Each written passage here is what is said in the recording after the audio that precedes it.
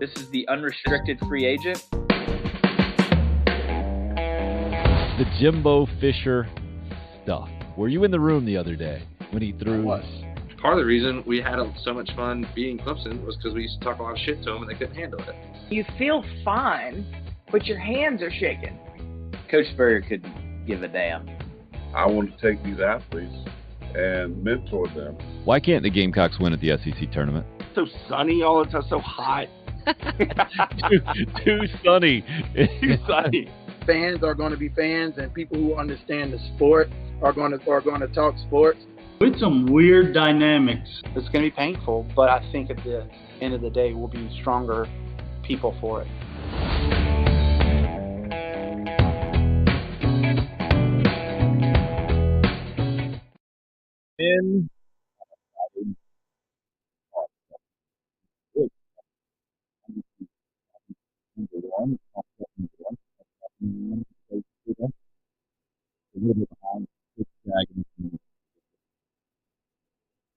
Out of 5.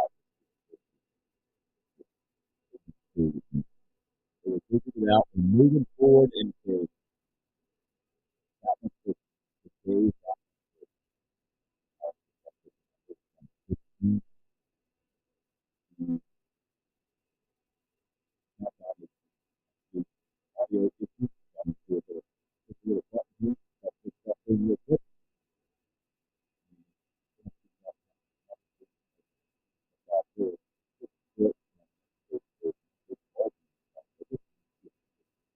I can connect with every coach out there. I started as a really bad one. I was a bad youth coach. I was all about performance and wean out the non-elite player, and I would be passive aggressive and negative and try and win at all costs. And I was a guy that played through college. I had been there, done that, and here I am still coaching the wrong way. So I get it. I was trying to do it the right way, but it took some mentors to say, why don't you just put your arm around this kid and ask him, what's going on at home? How are you? How are you doing? How's your mental health? You know, and start there. And man, just changed my whole way of thinking. Coach Ballgame, really appreciate it. And I know you've helped us today. You're helping the game of baseball. You're helping kids everywhere. Again, you can go to @CoachBallgame all over the social media. You can sign up on CoachBallgame.com to come out to the Sandlots, Columbia and TK coming up on the 28th and 29th. How about now? Thanks for the heads up on that, by the way. You guys, the not even so secret engineers on the program, Craig and Chris, Anthony, all you guys weighing in this morning. Let's see if we can get a thumbs up moving forward. Hopefully you can actually, how about that? Chris is the first one on the thumbs up. Well done.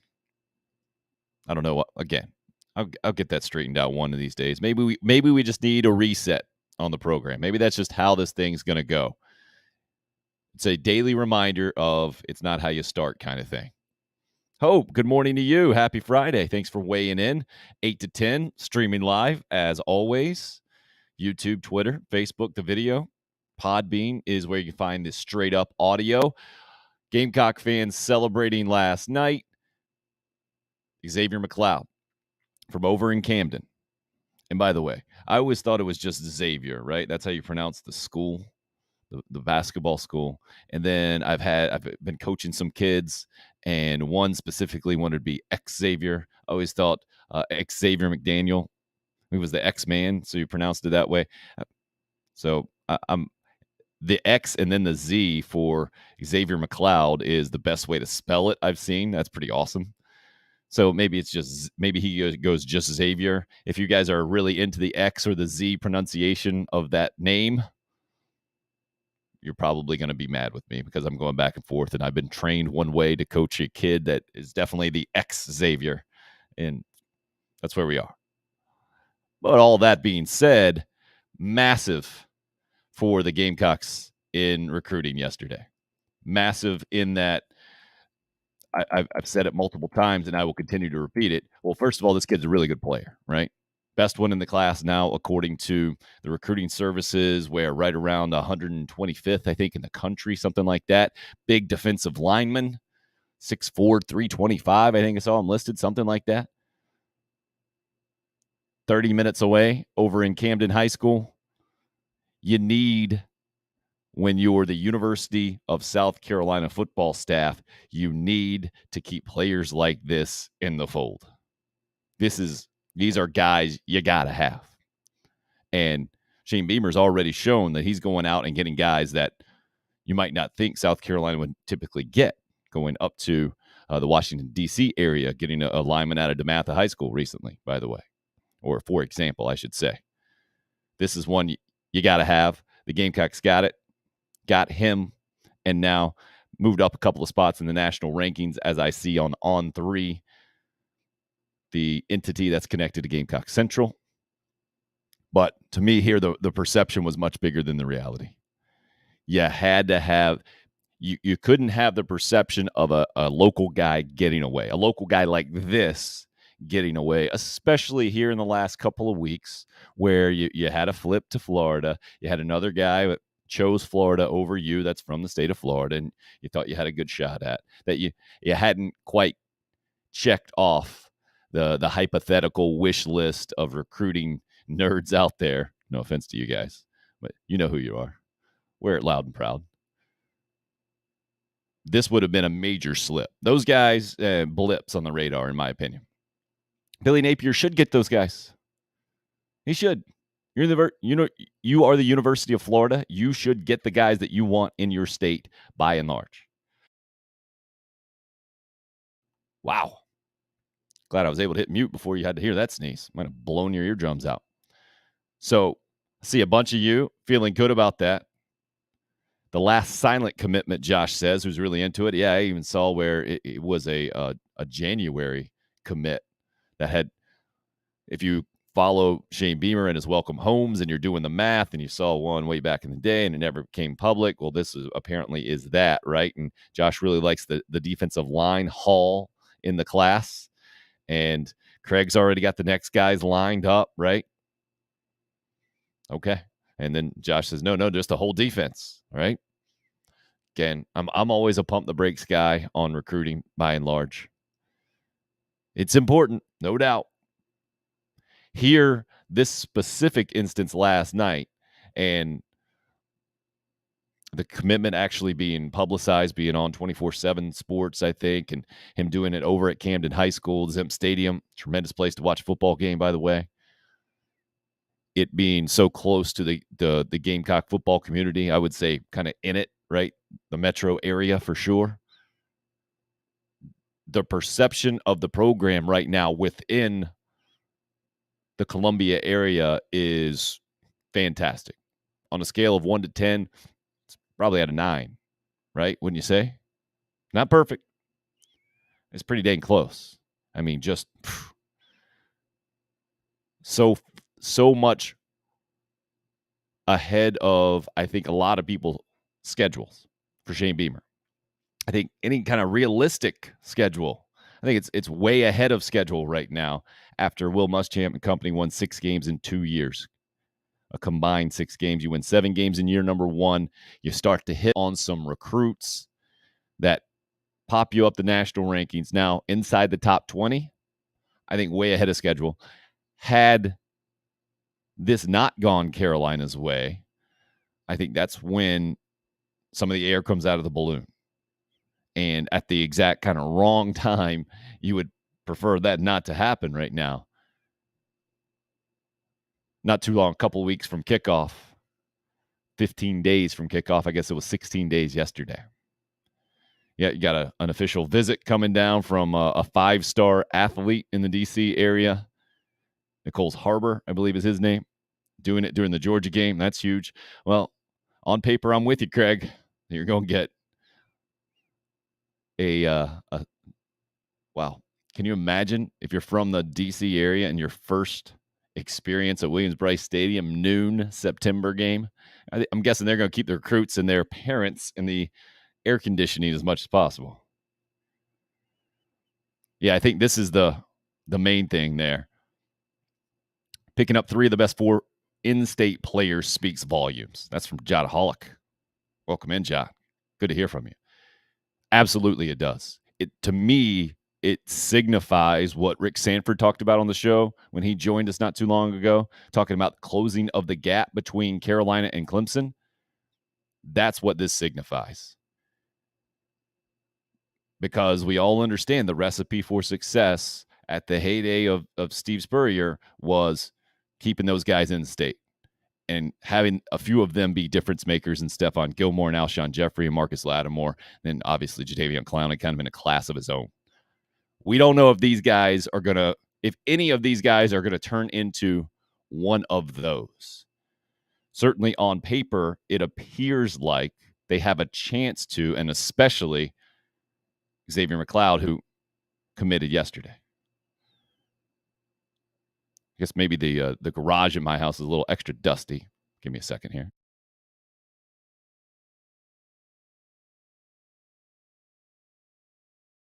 Fortunately, I got the tissues handy today. The other day I did not, and that was a bad feeling, man.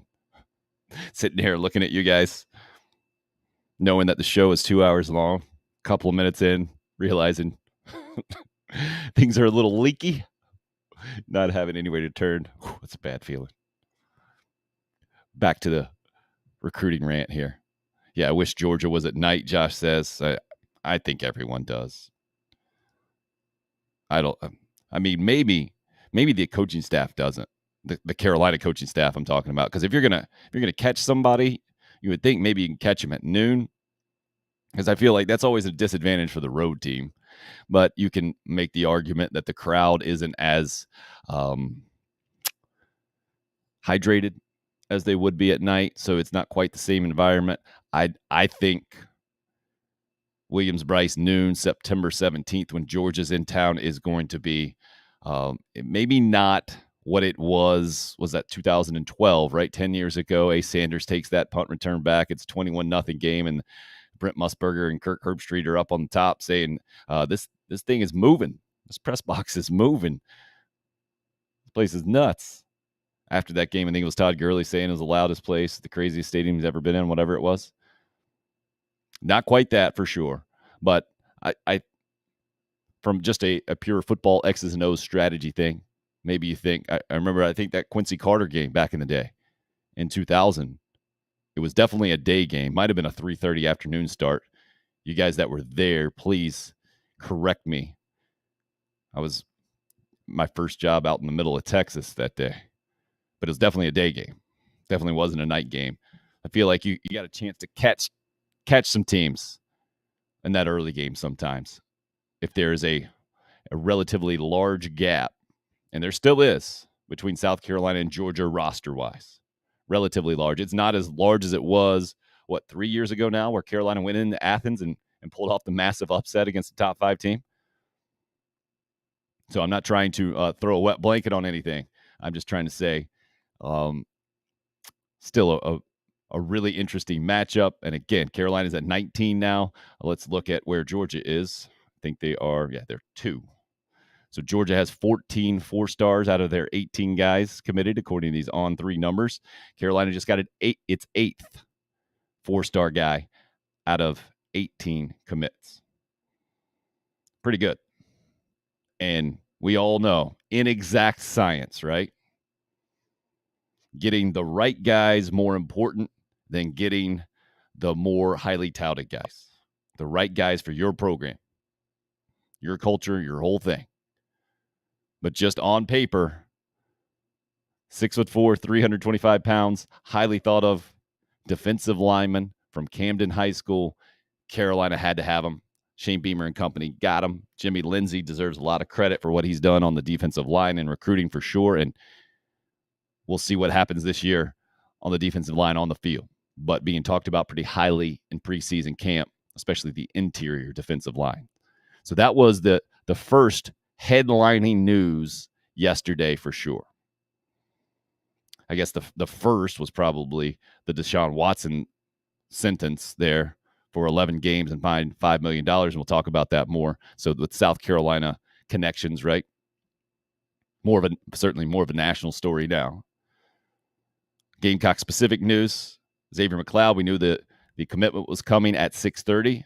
I think a lot of you knew or felt very confident that it would be the Gamecocks, so not a major surprise at all, and almost more of a sigh of relief, I think, probably for a lot of Gamecocks than a pure celebratory type announcement.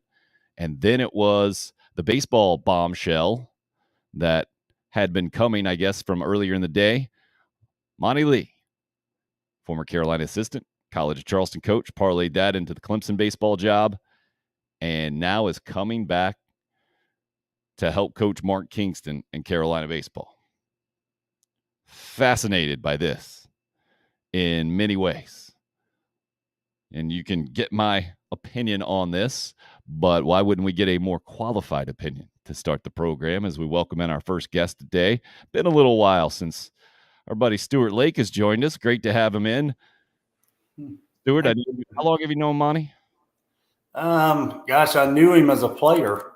So obviously 1997, 1998, somewhere in there. And then 2002, I left South Carolina to go to College of Charleston, work for Coach Pulowski, and Monty followed me in the volunteer role here in 2002. So, I mean, long time now, 25 years plus. Yeah. I hate saying those things out loud. It makes me feel really old. Just didn't want to start you out like that. Wanted to kind of set the stage of just the foundation of how long you've known him, how long both you guys have spent your entire lives. Basically, I know you went out to Ole Miss for a little bit, but most of your entire lives in the state of South Carolina in the game of college baseball. And what'd you make of the news? I'm sure you heard rumblings of this for a while before it went public yesterday. Yeah, and I wouldn't say a while, just really a few days. Started to hear some things from, almost from. I still stay in touch with a lot of coaches in Mississippi, and Chad Calle is really thought of well here and there. So some things started, and I'm kind of not in the mix on a lot of stuff, but just started kind of paying attention. So yeah, when it all came down yesterday, still news to me in a way as well. So glad Monte Lee is back, Hope says. I think that sums up probably nearly every Gamecock fan that probably saw the news, just because of, you would never think that of a Clemson coach just in general, but Monte Lee is not just a Clemson coach, certainly not seen as that. J-Dub hits us up, says, I love Monte Lee. I'd love to see Landon Powell come in after this year, take the head spot, and hope Monty stays as an assistant. I'd even be fine with Lee as head coach and Powell as assistant with head coach in waiting kind of deal. These are Gamecock guys. Monty didn't play at Carolina. He played at the College of Charleston. But I think when you become a Ray Tanner assistant and you're there for several years and part of a bunch of success like Monty was, like yourself, you're viewed from a Gamecock standpoint, I think, as part of the family. That was part of the weird dynamic when Monty took the Clemson job and has had the Clemson job for as long as he did. And now coming back into the fold, man, this I think this is not the case of any kind of rival lines being drawn by Gamecock fans. I think this is more of, all right, we need some help. We're glad to have you back. How do you kind of see it, Stuart? Yeah, no, I'm excited for him to be back, and we've stayed friends. As I said, even when I got the Charleston Southern job, he had just got the College of Charleston job. We used to do camps with Coach Jordan at Citadel. I just left there. We used to do a Tri-City camp. So, we've all been close, but Monty would tell you exactly what I'm about to tell you, as you were just saying. He can be the smartest coach in the world. It's the Jimmies and Joes on the field. So, let's be patient too, and what we can change with that. This is such an unknown team. I think it does help to have a guy who's been a head coach for 15 plus years now, I think, to come on your staff. So hopefully he can come in and kind of really help right here in this year. And, you've been inside the walls, you've been inside the Carolina baseball family. You know the fan support that is tremendous, and the expectation level that comes along with it, and that it just hadn't been what it was for sure. I think the perception, and to have fans feeling good about the baseball program or feeling like it's moving in a positive direction is important. I'm sure as a former coach that you can't put emphasis on that, but you do have to understand that a little bit. How do you see kind of this as from a PR standpoint, I see this as a tremendous move for Mark Kingston and company. But like J-Dub just pointed out, from a fan standpoint, I think that there is some of that big picture kind of stuff. Like, hey, we almost wanted him as a head coach, or would have loved to have him as a head coach. And now with Mark Kingston and where they've been recently, that is a tenuous relationship, I think, with fans. How would you describe the dynamic moving forward, Stuart? Yeah, no, the biggest thing I'd say on that is definitely a smart PR move, but really a good baseball move. Monty's a really an old school baseball guy and is going to bring a lot of stability in that way to it. Again, Chad Caillé did a really good job. I had known Chad since I was at Ole Miss. He was a junior college coach. So, I don't want to just downplay that. I know it was a hard decision for him. I went through the same decision a year ago. It's hard when you make that decision and you're coaching at the SEC level. So I just want to, first of all, say thank you to him. He was always gracious to me this year and always reached out to me, and I hope I helped some. So I wish him a lot of luck. And then Monty brings a lot of experience, and there's no doubt we saw what he was doing at Clemson, really recruiting hard within the state. So that's going to always help, obviously, but certainly a smart PR move. There's no doubt on that. Chris says we need the help. We've fallen off here lately. How does that work, Stuart? You're talking about the recruiting part of it. You were wearing a Clemson hat. Now you changed that in for a Carolina hat. that has that ever happened in the state? I mean, obviously Monty went the other way, but he had a College of Charleston stint in between. I don't know if that's ever happened, especially it certainly hasn't happened at this level. We've seen it happen in football with Brad Scott going from head coach at Carolina to assistant coach over at Clemson. So there are a few examples there. There have been some football coaches who've been assistants at both schools. How does it work, do you think, from a baseball perspective? I see you're representing Mid-Carolina there with a hat, right? Yeah. Got our first game tonight, open up at Saluda. Yes. Nice. But to switch the Carolina or the Clemson hat like Monte Lee's doing for putting back that Carolina hat on, how does that work in these recruiting relationships? Well, I mean, it's kind of unknown. You're right. I haven't seen it. And, the two, quote, rivalries I've been in, South Carolina, Clemson, or Ole Miss, Mississippi State, I really haven't seen it. So, I mean, it's a case of maybe we'll all see how it works out. I'm sure it's odd. I'm sure there were the majority of guys who choose where they're going. You hope as a coach they're choosing it because of you. I think there are definitely kids who choose it because of the school and the history. So I'm sure there'll be some odd moments with maybe some guys at South Carolina that chose them over Clemson. And, obviously in the spring when it comes around time to play again, that'll be a little different. But I think you kind of move on as you start to work. You realize that life presents everyone challenges. It's not like Monty left Clemson to come back to South Carolina. As I jokingly told a few people yesterday, Clemson allowed Monty to move on. So in Monty's case, you do what you need to do. And he's got a great opportunity and a great job. So in that regard, I think people will move on quicker than if, say, you were an assistant who left to go be an assistant somewhere on your own accord, if you understand what I mean. So sure. I think people understand that, move on fairly quickly. Since you've been there, you've been recruiting in the state. You've done it at Carolina for a lot of years. You've done it as an assistant coach, as a head coach for another school in the state, like you mentioned, at Charleston Southern. You've been at College of Charleston. Correct me if I'm wrong, but here is how I see it. In the state of South Carolina specifically, if you call up a coach or a player and are interested in that player, that is the gold standard. That means those guys are at the top of the list, and they're select guys. There are a whole bunch of people that want to go to Carolina or Clemson as baseball players, and there are few that the interest is reciprocated, if you know what I'm saying there. And it seems to me there are not that many instances where the two big dogs are fighting over one specific player so often, just because Clemson has done things differently, maybe more so with Monty being in-state as opposed to Jack Leggett was being more national. Is that the way it goes? So there might not be a bunch of any kind of friction or any big. I guess what I'm saying is that when Monte Lee calls you, and when he was the head coach at Clemson, you're going to listen. You're going to pick up the phone, and there's going to be interest on the other end of the phone. I would think that would still be the same, even though he's making the move from Clemson to Carolina. No, yeah, it definitely is, and I think we'll probably see Clemson go back a little more national, because that's just kind of been with Coach Bakich at Louisville and then Maryland and then Michigan. I mean, you're thinking the relationships he's created all over not just the Southeast, but Northeast and Midwest and those areas. So I think we'll probably see Clemson go back a little more national.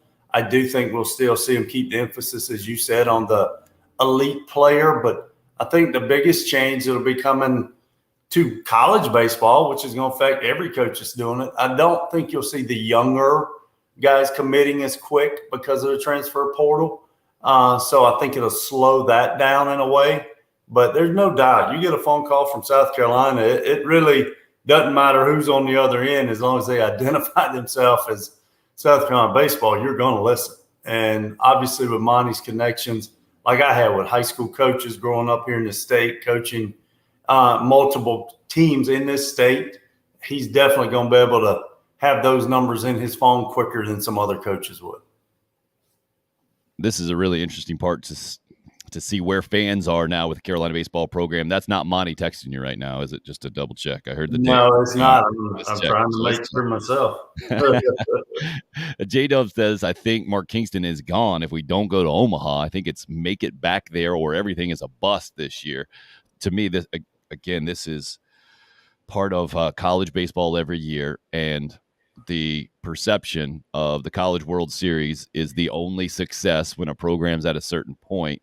I completely agree with where J-Dub's coming from. It's much more a matter of being in position to do that. Like Tennessee didn't have they weren't a failure last year because they didn't make the College World Series. They had one of the most dominant seasons in college baseball history. As a Tennessee fan, you got to feel really good about your baseball program. I get it. Notre Dame came in and took 2 out of 3 and kept you from going to Omaha. But you, I think, as a Tennessee fan, understand you're built to get back there for years down the line. To me, that's where Carolina has to get back to, putting themselves in position to get to Omaha. Ray Tanner talked about that all the time. You got to put yourself in position, and then, kind of baseball stuff happens. Do you see that as the real expectation for the 2023 season for South Carolina baseball specifically, Stuart? Certainly NCAA tournament and super regional type position, and then stuff happens, as opposed to the opposite too. Just because you go on a run and you had a mediocre regular season, I don't think you get quite as much credit for that run to a College World Series even as you would if you had put yourself there at the top of the SEC through the regular season and showed more stability throughout a 56-game slate, as opposed to maybe one strong run towards the end. Where are you at on that? Yeah, I'm going to go away. You're probably not thinking. Then I'll bring it back to you on that one. Here's what South Carolina needs. They need football to have a good season.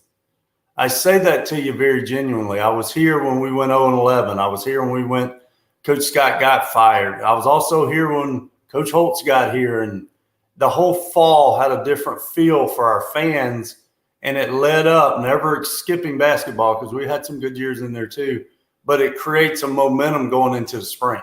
I was at Ole Miss when we won the Cotton Bowl. I was at Ole Miss when they fired Coach Cutcliffe. I was at Ole Miss when they hired Ed Ogeron.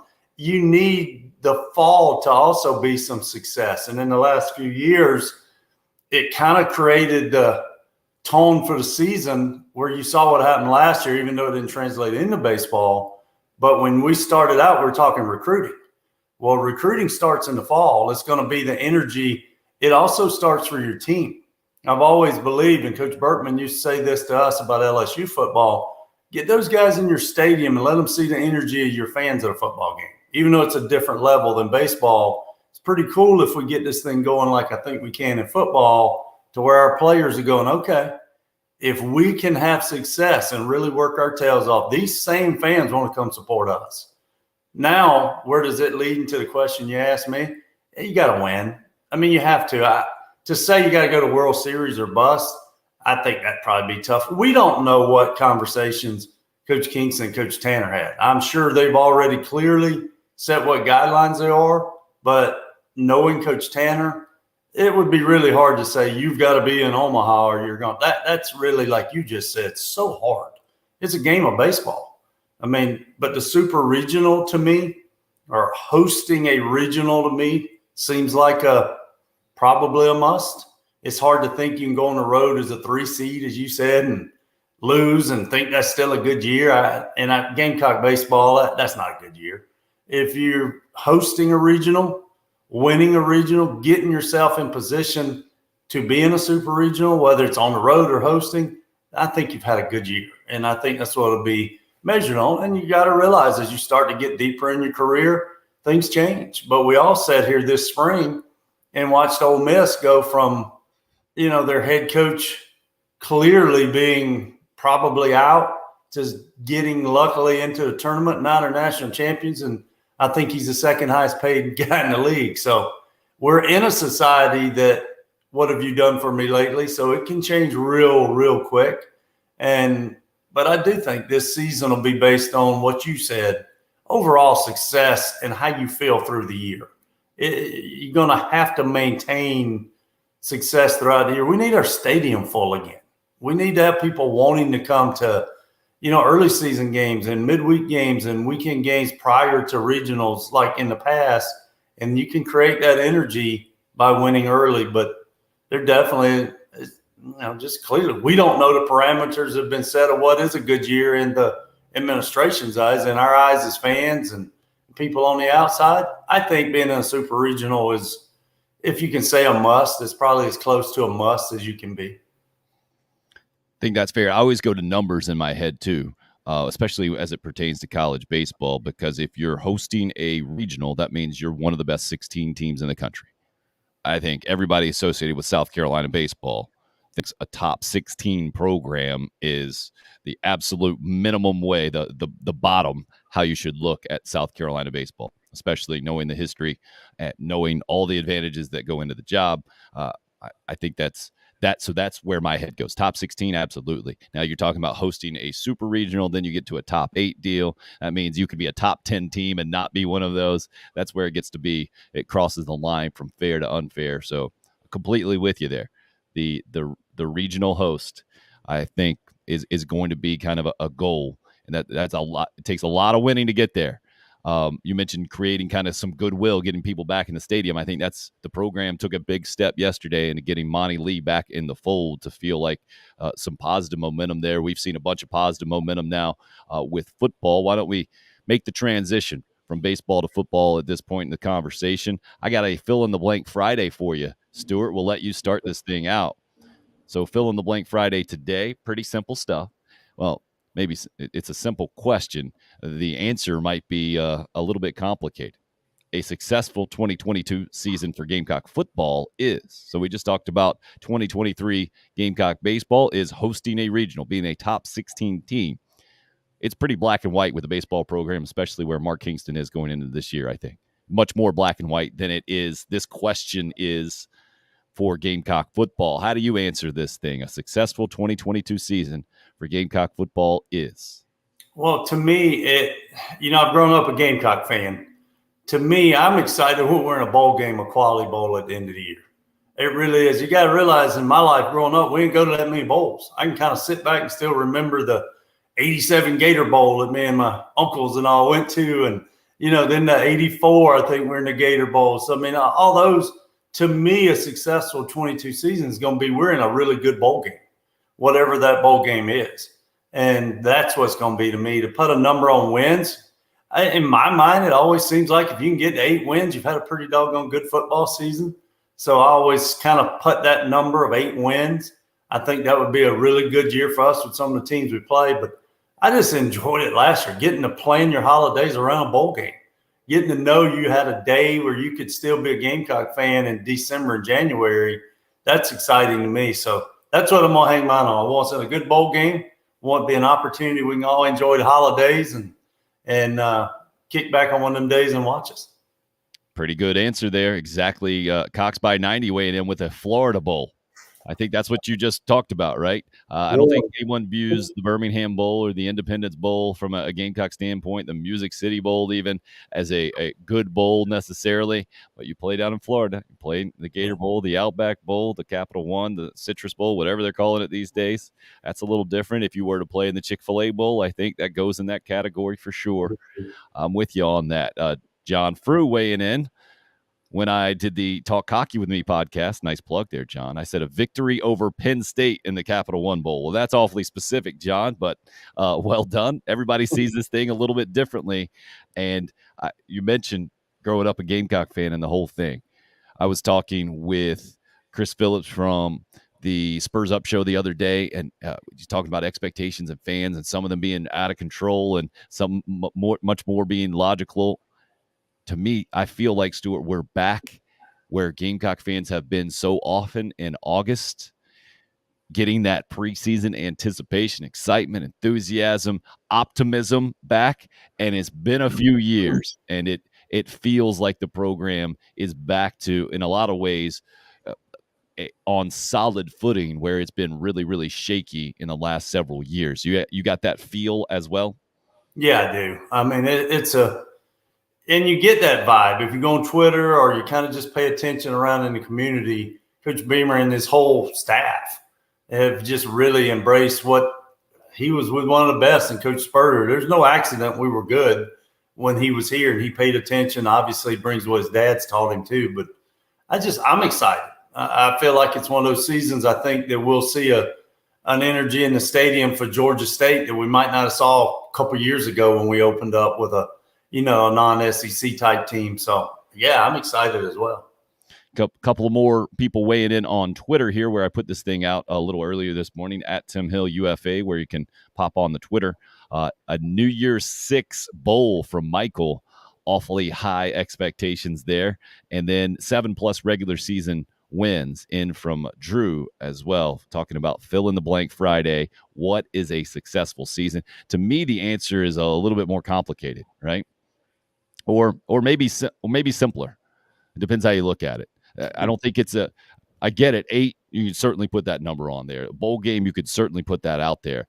I don't think you necessarily have to have that right now in Shane Beamer's tenure to feel good about the program moving forward. And to me, that's a successful season, right? You want to feel good about the program moving forward. And even if you only finish 7-5 or 6-6 in the regular season, you look at the schedule, you can get to that math real quick, right? Especially knowing last year what we saw on the other side of things. Obviously, Florida and Auburn and North Carolina were fantastic. But Texas A&M and Tennessee and Georgia, not so much. Clemson, throw all those in there. East Carolina, Troy, not pretty. So to me, it is more consistency, especially offensively, Stuart. And then if you're going to lose games, you need to be a lot more competitive in those games than you saw in 2021. And maybe that is, if you want to call that a loser's mentality or some kind of moral victory outlook, I get it. But I'm also just trying to be realistic here that you need to see more production on the field from this program than you saw in year number 1. I think if you do that, we all know if you are a savvy football fan out there, sometimes that doesn't equate to a better win-loss record. Sometimes crazy stuff happens, man.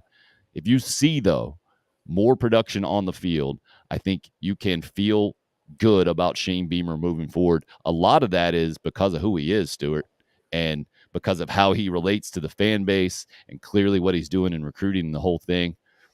Do you feel like that is way too feel good and not realistic enough in this, hey, SEC football coaches get paid $2 million plus and they're there to win games and the whole thing? Or is that a fair place to look at Shane Beamer in South Carolina football right now? No, I think all that's fair. But the two big areas that I remember when South Carolina football is good, you touched on one earlier in recruiting, the defensive line. To win the SEC, you got to be good on defensive line. And we were, when we were going to bowls and having our success, making the SEC championship game, we had an elite defensive line. That's what I hope. It appears we're starting to get back to be an impact type defensive line. But the thing that it seems that the Gamecocks have this year that hadn't had, I mean, honestly, I look back in my lifetime as a Gamecock fan. I remember being excited for Todd Ellis being recruited. I was in high school. We felt like we had a national caliber quarterback, and we did. Spencer Rattler is the key to this thing. If this guy is as good as he's supposed to be, I mean, you go from third gear to fifth gear as a program real quick. And you're going to see that this year because of NIL. It's not the old build them and let's take our time, give them, and you got to give that guy 4 or 5 years. That's gone. I mean, it's gone. I mean, we are too. I mean, we went and got one of the elite guys in the NIL market, and now he's got to produce. You know, it's all great to get them. Now they produce. That's what I'm excited to see. I'm excited to see a different type of offense, throws that are different from a quarterback, because you and I are both football fans. I have a hard time thinking back to an NFL team that won a Super Bowl without a great quarterback. Yeah, the Ravens may have that one year because of their defense, or you can say the 85 Bears, whoever. But every time a team wins, it's their they have an elite quarterback. Well, did you just take a shot at Jim McMahon? How dare you, sir? Was that come on? Believe me, I just watched the Super Bowl Shuffle the other day to enjoy the punky QB. So I'm a Jim McMahon guy, but my point is that's why I think we're so excited. We feel like we have an elite quarterback. As we've all kind of banged our heads against the wall because we all hate Clemson, they've had some pretty dang elite guys taking those snaps. And, yeah, they've had good players obviously around them. But when you had Desean Watson and what's his name down there in Jacksonville taking the snap, those are Trevor Lawrence. Those are elite guys. And we feel like, at least I do as a fan, we got an elite guy this year. That's what I'm excited about. Well, it's not just fan talk or hope, right? This time last year, Spencer Rattler was a preseason Heisman Trophy favorite, Vegas-wise. Also, Marcus Satterfield, the Carolina offensive coordinator, speaking yesterday, was talking about Spencer Rattler, how they're trying to make him better, but he wanted to make it very clear. He's really good. Yeah. Like when your offensive coordinator is saying that about a guy like Spencer Rattler, I think Carolina fans were eating that up yesterday. And it didn't seem contrived or anything else. Like it was almost just confirmation. Like, hey, he is who we thought he was going to be. And we just need to make sure he is, we put him in places to be an elite quarterback. And that phrase, Stuart, we haven't heard that describing Carolina quarterbacks since when? I mean, I don't mean to throw shade at Connor Shaw or Dylan Thompson or Steven Garcia, but they were never considered elite quarterbacks in college football. There's a reason they didn't get drafted in the NFL. Now, they got some run in the NFL, Connor Shaw and Dylan Thompson did, and I think I mentioned we were talking about just teammates. They're the example to me of perfect teammates together at the quarterback position especially. But Spencer Rattler's a different deal, man, and you're right. He changes the game in so many ways. That's what is part of what makes this 2022 season so interesting and so just different, I think, for a lot of Gamecock fans. You mentioned it, so I think now's the right time to talk about the Desean Watson deal. Yesterday, you're the Browns fan, not wearing the Browns hat today.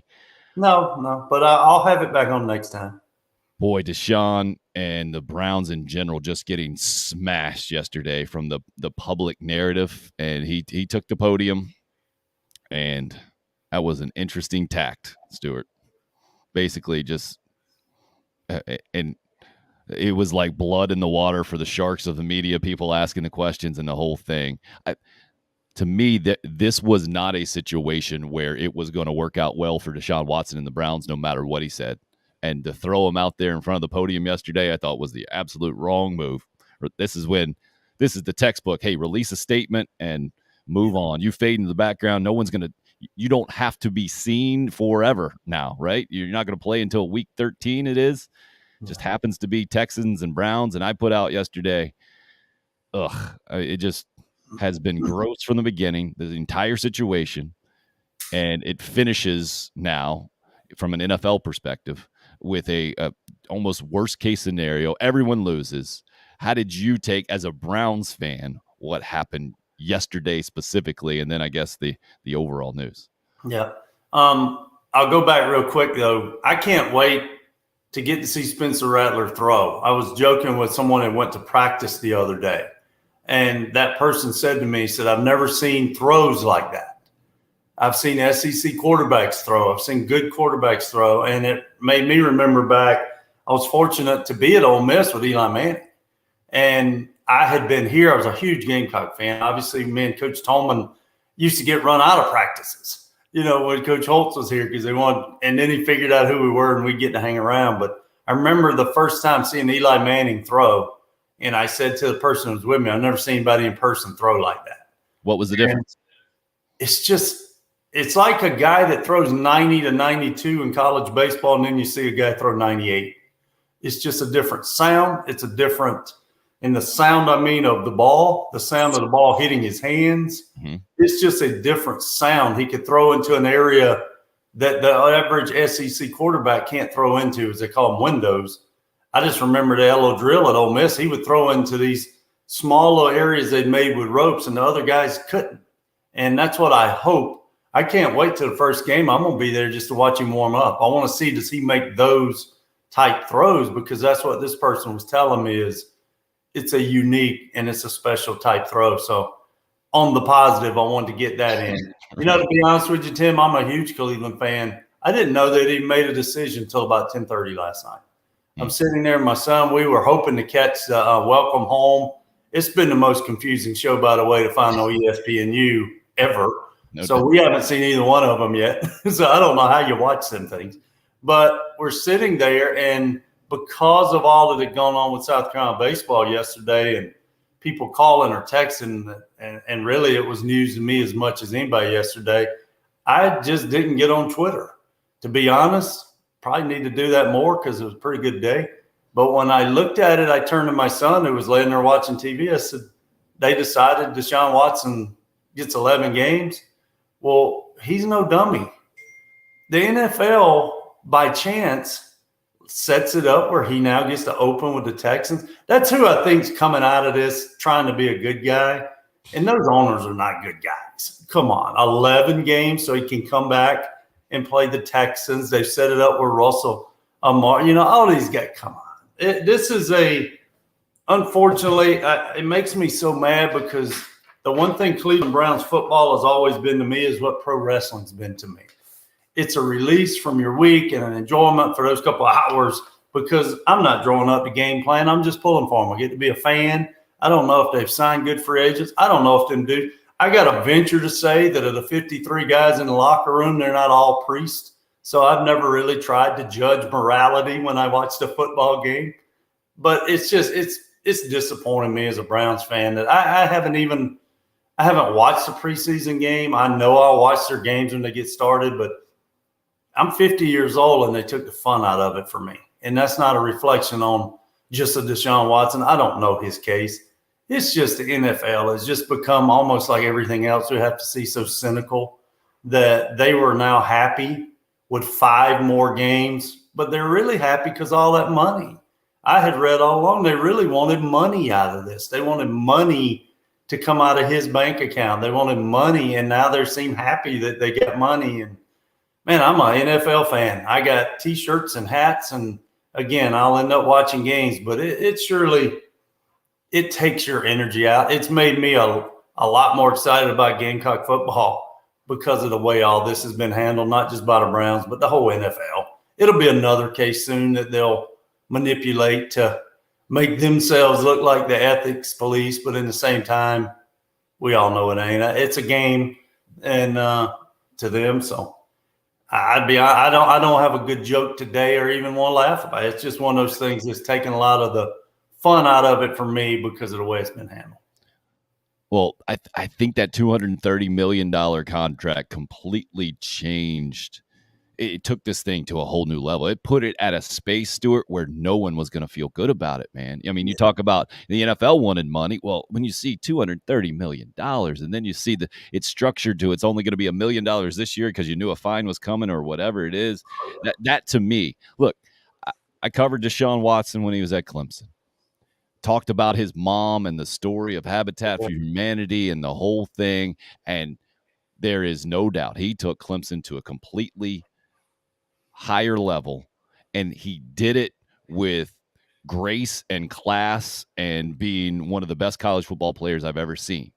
And now to have him on the podium yesterday, basically saying, I'm innocent. And just because there were settlements out there, that doesn't mean that you're guilty. Like, no one can hear that and pull for the guy. It's impossible. And especially to know he made $230 million. And now it's, I think it equates to like $1,200 for a fan, from a regular, if you went for the average income for an American of what he was fined, that $5 million. It's just gross, man. Just gross all the way around. And I understand this.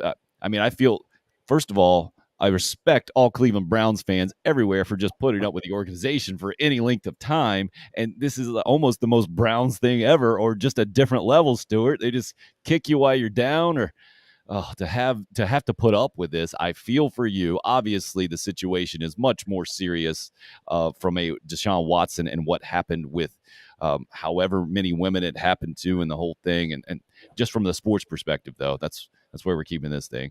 How you can continue to be a Browns fan and with as much vigor and enthusiasm as you could before, I don't know. It just I don't know any organization that would put themselves in this position, man. That's the mind-boggling part with the contract and how this thing has gone forward. Yeah, no doubt. Whoever was in that bidding war right now is going, glad we didn't win, because obviously that number was based on someone else offering other stuff back in that little timetable too. But yeah, I'm going to be a Browns fan forever. I'm going to be a Gamecock fan forever, just because I'm convinced you become a true fan when you're young and what you're brought up in. Like I said, I was able to go.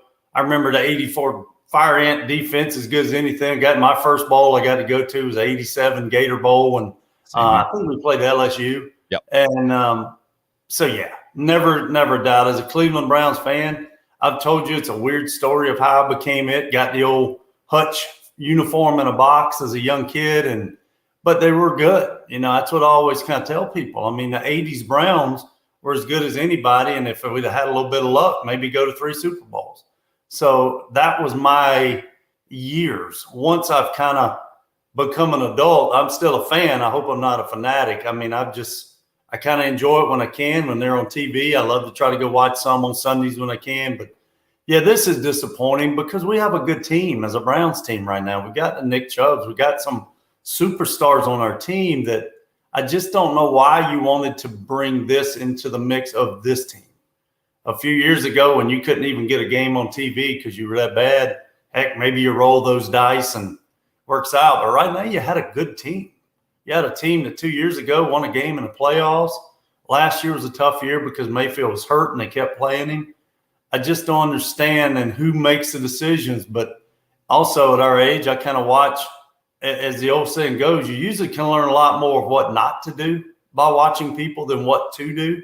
Well, if you want to learn what not to do, kind of tune in to Browns news conferences and see what not to do, what not to put people in those situations, because you and I are the same way. I just can't believe they sat around in a table, and the consensus said, I think we put him, who already struggles to speak in those environments because you can just take it's nervous. Who in the world said this is a great idea and raised their hand and said yes? That was unfair to Desean Watson. It was unfair to a lot of people. And then it seemed like absolutely no coaching. Hey, don't say this, man. Boy, it was like watching the end of the People's Court. The guy just walked out and the guy from, grabbed him. I didn't pay. I went back and looked at stuff after about 10:30, but I've kind of disconnected myself from it and didn't even realize they had made a decision until about 10:30 last night. And I don't know how you can approach it any other way if you're a Browns fan right now, but that's probably the way to go for sure. From the Gamecock perspective, a much different deal yesterday. It was a reason to celebrate at best for sure, or at least to exhale that a big-time recruit from Camden High School and Xavier Mcleod committing to Carolina yesterday publicly, doing it at Zimp Stadium there, being a guy who's done a bunch of recruiting yourself for baseball especially. What do you make of this situation? To me, Stuart, the perception in this thing was much bigger than the reality based on location, based on the ranking and the whole thing. Can you relate to that when it comes to baseball in your recruiting career? Yeah, I mean, there's nothing hurt worse than when you were hard after a kid and he would go out of state. You know, we've lost, as you had mentioned, as Carolina Clemson. Yeah, we ran up against guys all the time. And especially back in the 2000s when we were both really getting after it in the state. And yeah, you were disappointed when that kid chose Clemson, but it made sense. You kind of went in his house and saw Clemson stuff anyway.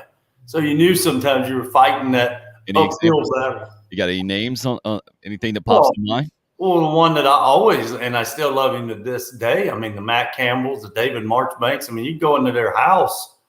I mean, those guys, I think it was Matt Campbell. I think his granddad one time was the Uptake Club guy.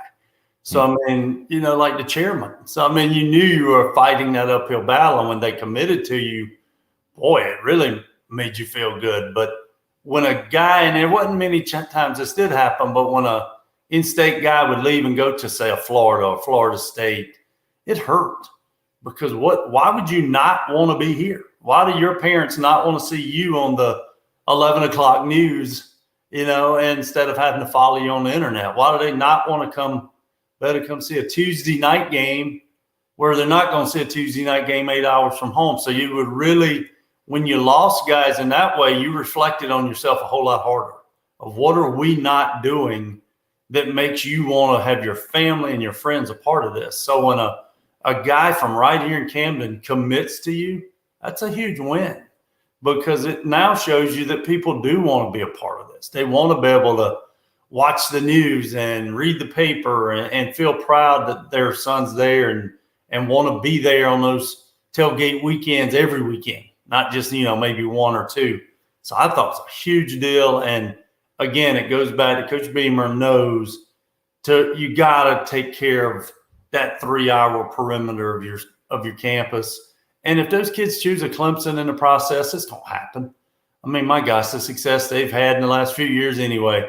But when they start choosing you over that and staying in your state, that says a lot about what you're doing.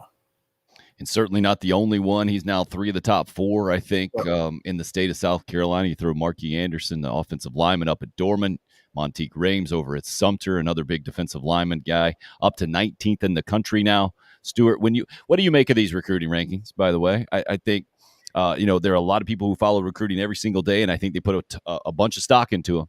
There are some people who say absolutely nothing. We've heard coaches. I think the general coaching line is that star system thing is that's for fans. And we are the ones who really know how to evaluate. Where does the truth lie in this thing? Well, I mean, I've never done football and I don't get into it, but I evaluate people that I value.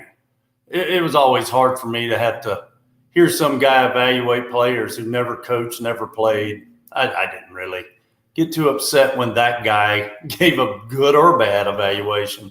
But there are certain people in the scouting and recruiting world that, as a coach, you value their opinion. And when their opinion is positive, it makes you feel better about what you're doing. But rankings are just that. It's something to do when you're not playing, because as soon as the season starts, there are no asterisks beside wins and losses that your recruiting class is ranked 19th. I mean, it isn't, and we all know that. So it certainly all proves itself on the field. But in the meantime, it does matter. I mean, it matters, you know, in the national rankings and the things that you've got number 19 in recruiting on the board. You know, that's something you can share when you call someone that you're recruiting. That's what that person sees when they Google online, where are they at? Because really good players want to play with other really good players. When you find really good players that want to avoid really good players, well, that's when I used to get nervous too. I mean, really good players want to compete and they want to prove that they're the best whatever. So yeah, it is, but I'm a fan, and I tell you that I keep up with this stuff. I joked back this summer, but I still stand in the grocery store and read magazines and see what's changed, and I pay attention to stuff because I think whatever's going on in that time, and when it's talking about recruiting classes well, that's what's going on at that time. That's what you pay attention to. Once the whistle blows and the game start, absolutely, that's what you're going to pay attention to. But it's important. Well, I think a lot of people can identify with that for sure. Jason weighing in. We got South Carolina Sports and Uncut Media YouTube account weighing in. Roger with a good morning and good to have Monty back. Troy weighing in on that as the resident Clemson fan, saying, congrats on all the Clemson rejects. My 60th birthday is Sunday. Will y'all please take Brad Brownell, too, as a birthday present to me? And then he changed it, my 39th birthday for the 21st year. Rodney was impressed with that approach. I think there's something to that dynamic now with Gamecock and Clemson fans. And you've been in the state your entire life nearly about how those daily dynamics work. And there is something to that. I think, by the way, Gamecock fans would be happy to have Brad Brownell on the staff of Lamont Paris at this point. He's a heck of a good coach, I think. But also I get where Troy is at with the Clemson basketball program these days. So from your fan perspective, you mentioned how pumped you are about Spencer Ratler for Gamecock football. Yeah. What else? Is there a specific position group or player that you're pointing to kind of 1B or number 2 on your list that either has you most excited or maybe just has your interest level as we sit here 15 days away from kickoff of the 2022 season, Stuart? I don't have names that I would say yet, but what's also got me excited is you feel like there's depth because we know there's going to be injuries. I mean, it's going to happen. And it seemed like especially the last 3 to 5 years, if an offensive tackle went down, it felt like we didn't have anyone that was ready to be that next, left tackle. Or if a defensive back went down, a certain one, we didn't have anybody. I feel like the program quickly has gotten some depth and quality depth. But to me, I've said a lot, I want to see what type of defensive line, because you have to have it. Offensive line, obviously crucial. I mean, if Spencer Ratler could, throw the ball 100 yards, but if he's scrambling the whole time, it's going to be hard to do. Running backs, it's interesting to see who comes back healthy. I know we've had a couple guys hurt. Are they coming back healthy where you can have a running game to set it up? I don't know. It's just one of those. I'll probably have a better idea of what I've liked once I kind of get the lock in here in the next week or two leading up to our opener. But the biggest thing in just listening from riding in the car, on the radio or talking to you a lot, or when I do have time to look, I just feel like there's a lot more quality depth, and that's going to pay off. And I think it'll pay off for you this season, not just in the future.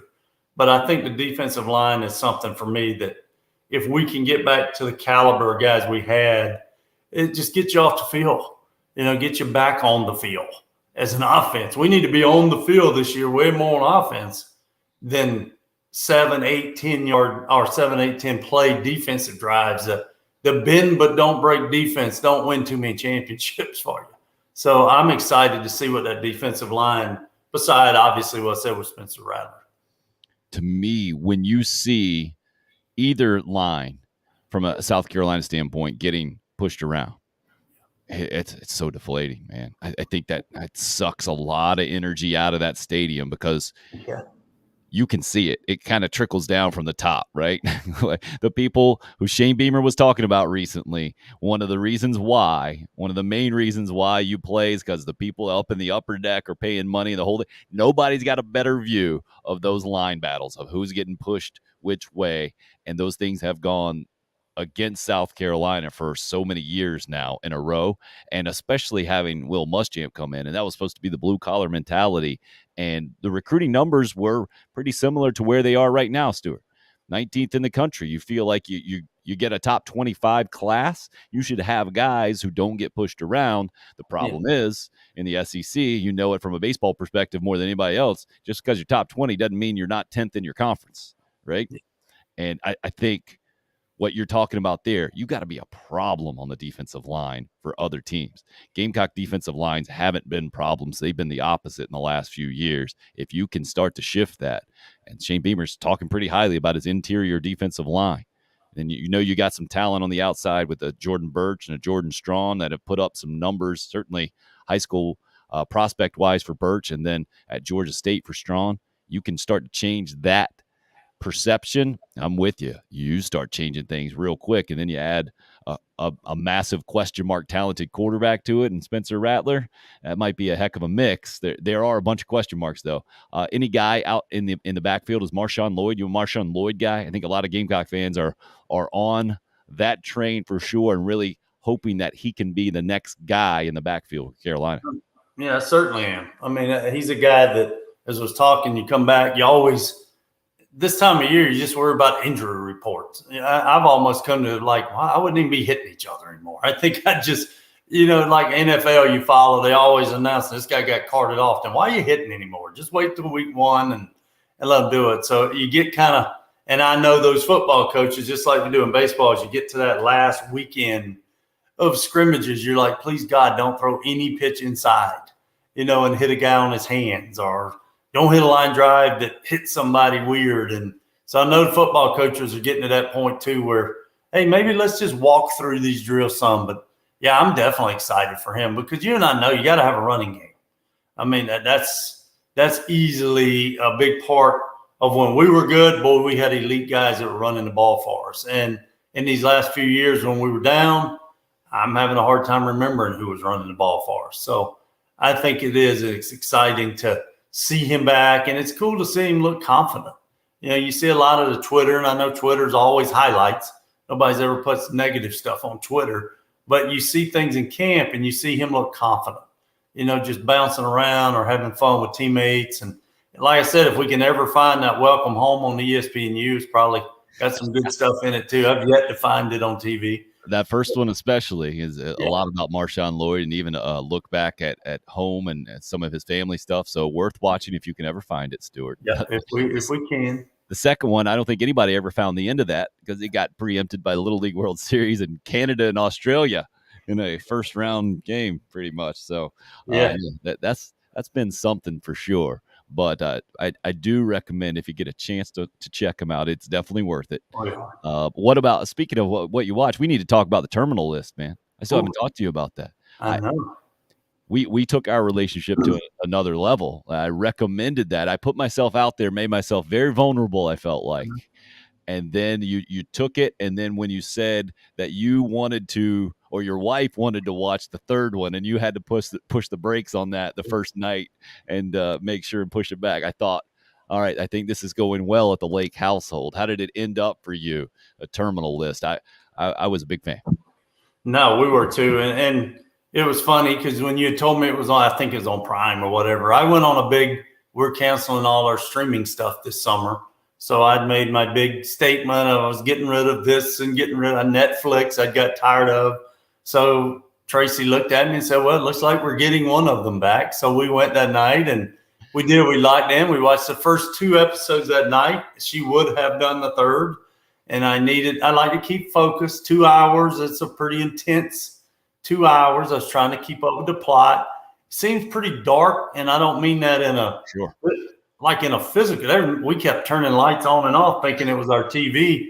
So whoever filmed it kept us a little bit in the dark at times as it kind of set itself up. But it really is. It was one of those. And then on your advice, I see this been like next to Yellowstone, one of the top shows this whole summer, on all the streaming. But I would highly recommend it. I don't ever want to give away what happened in it. I thought the ending was, man, you start figuring some things out going, oh, and it was really cool. But we watched all 6 episodes in about 2 days. So it was quickly consumed in our house, and we're excited for your next recommendation of what to watch. So, well, we've watched 2 things recently in bulk, right? Multiple episodes. The Captain is the other one. Oh, yes. You finished it up? Oh, yes. Okay. Yeah. I was a little disappointed in the last one, and it's classic. My mom said she watched the last one, and that was her favorite. So it's probably aiming towards different demographics, right? It was more about his family life and kind of maybe even post-baseball career. Man, the Captain, I was surprised at how much I was dialed into that thing and how many times I laughed out loud. How Derek Jeter was so calculated with what he did and how he led was the most impressive thing I pulled out of that thing, because when he was asked, like, yeah, when you had the media bounce it back and forth, some media guys, and then him, to me, it really summed up the game really well. That the media game, right? That they have a job, you have a job as a player. A lot of times those two jobs are completely opposite, right? They're trying to get information, you're trying to keep information from getting out, or as Jeter said specifically, you're trying to minimize distractions. And he was a genius at that. And yet to hear his actual honest reactions to some of those questions here years later, like, oh, why'd you strike out on that one? Oh, it looks like your son was like, I didn't try to strike out, man. People strike out. If he would have said that at the time, it would have been completely out of character. But that's what he was thinking. Just knowing that he was thinking that. Why did you make that error? Like, I tried to catch the ball. I just couldn't catch it, man. To me, that was the most fascinating part of the captain and the series and the whole thing. What about you? Yeah, we both can agree the Cleveland Browns didn't watch the captain. So we know that. Well, maybe the Steinbrenner like getting suspended part of it. Yeah, maybe they watched that on that part, right? I'm with you. Gosh, again, I don't want to be a spoiler, but it was actually a good friend of mine, Fox Beyer, came in, spent the last few days, and he's a lifetime Yankees guy. And I told him, as we kind of were talking about, like me and you, I said, I guess the fifth one disappointed me because you wanted it to.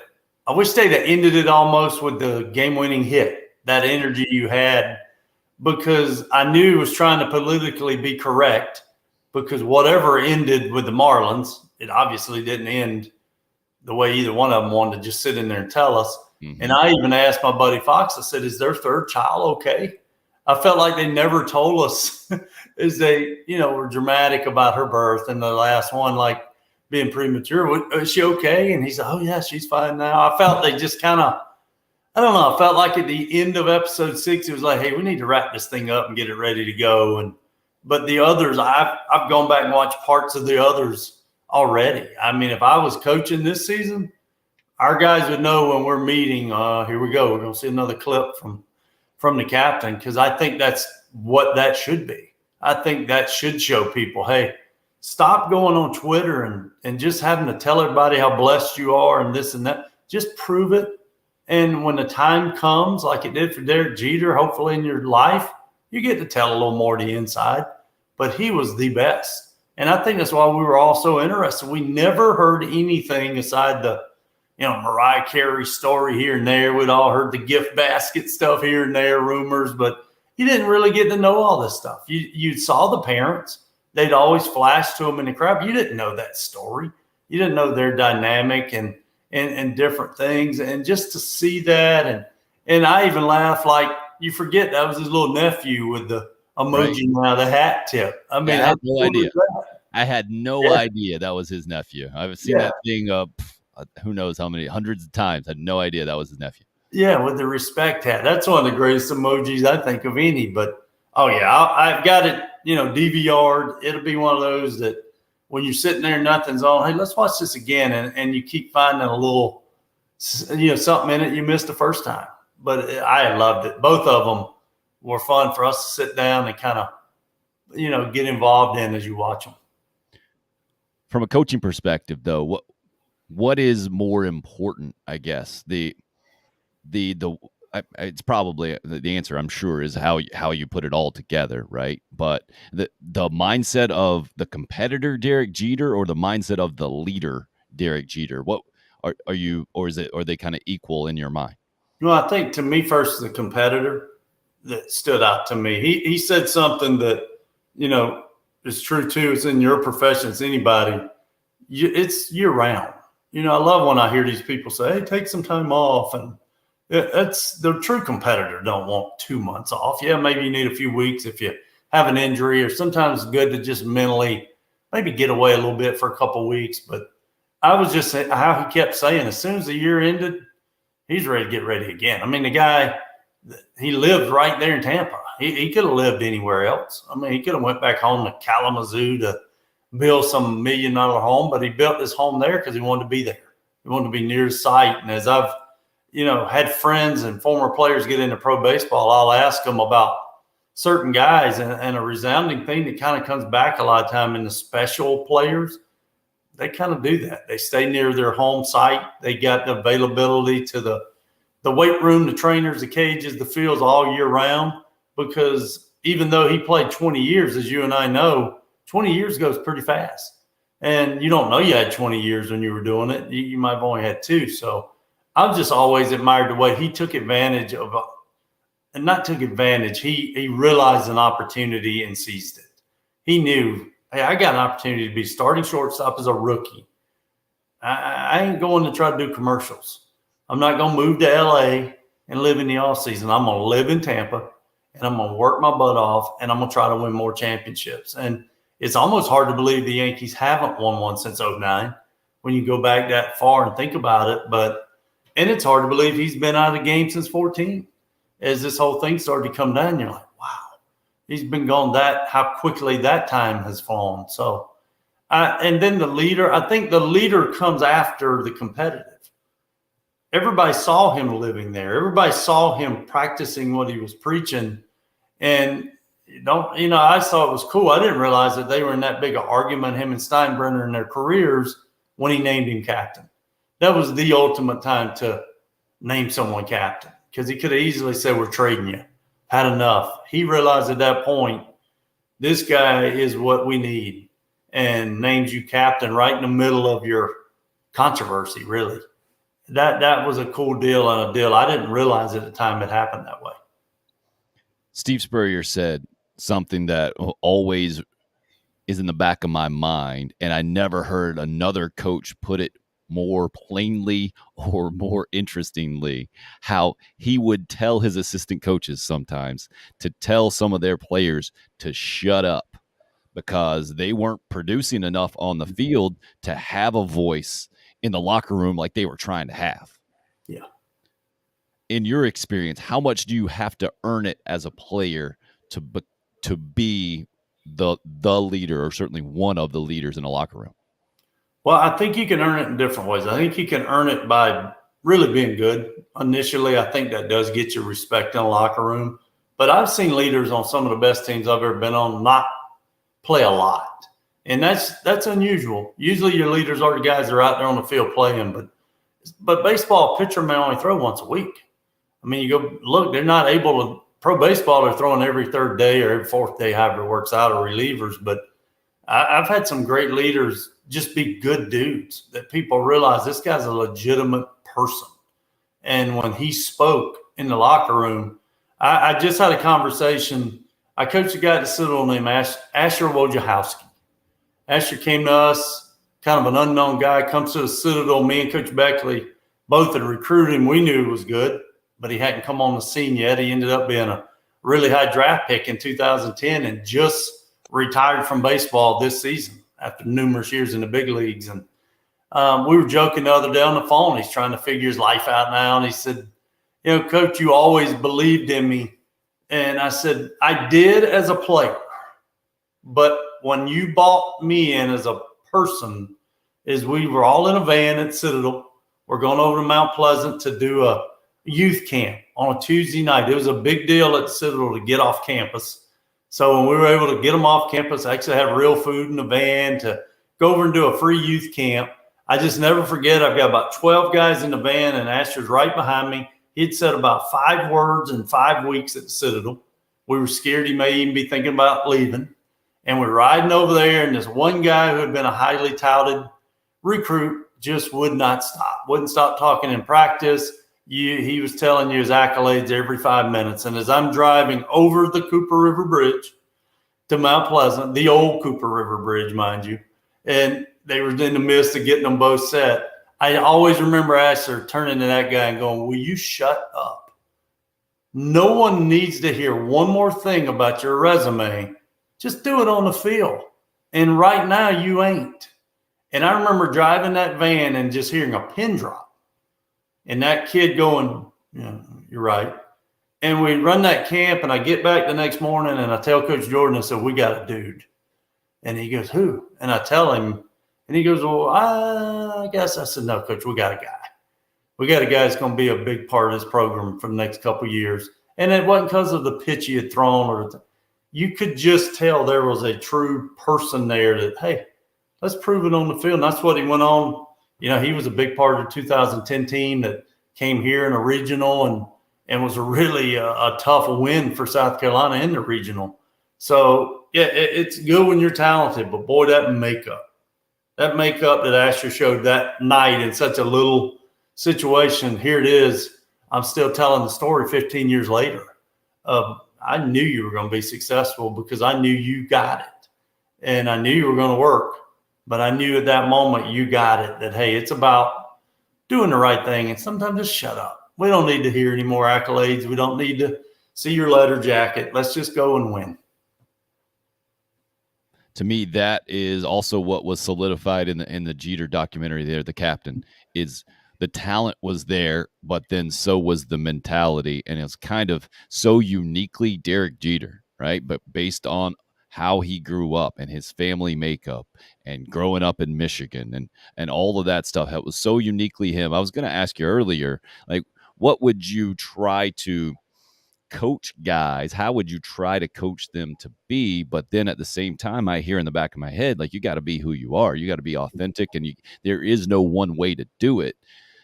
When I'm talking about trying to be a leader, right, or trying to make sure you handle the media the right way at a certain point in your career, or whatever it is, it was the unique combination of who Derek Jeter was as a player and then who he was as a leader that worked so well in New York. And it's the same thing with Michael Jordan too. I think this is why they are in so rarefied air, right? Isn't it why they became who they became, where they can make documentaries about their career and the whole thing and talk about each other even in those documentaries? But that's the rare combination, right? Because everybody you've seen in baseball to a certain degree has a certain amount of talent. And then there's some guys that aren't up there talent-wise who have the mentality, but it's the combination that really makes for a major league career like Wojciechowski had for as long as he had, right? Yeah, there's no doubt. I mean, it is rare, and that's why it's so hard. But the thing about Derek Jeter and, gosh, Michael Jordan, it really did start at home. I mean, it was a case. Those guys, Derek Jeter ended up being a first-round draft pick out of high school. We all hear the Michael Jordan got cut in ninth grade. There was some adversity in their lives.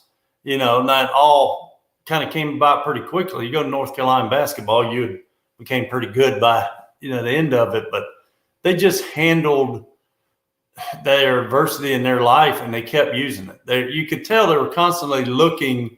They loved doubters.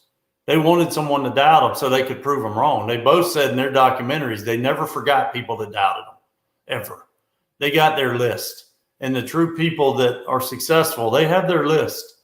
You remember who said you're not good enough for this or you're not good enough for that. And it's it's funny to see it. And the true great people in their sport do that. A little wrestling reference for you. I know you like want to bring these in. If you've watched any of A&E's documentaries on the pro wrestlers, The Undertaker, who we all know, he talks about that the biggest moment in his whole career is when the guy at WCW said, hey, no one's ever going to pay to watch you wrestle. So we're terminating your contract. Good luck. Go play pro basketball again, because he was a pro basketball player. And here's a guy that goes on now that, it's wrestling, but you're known. It's amazing how those guys, you go find any successful person, they remember who told them they weren't good enough. And they remind those people later on when they need something from them too.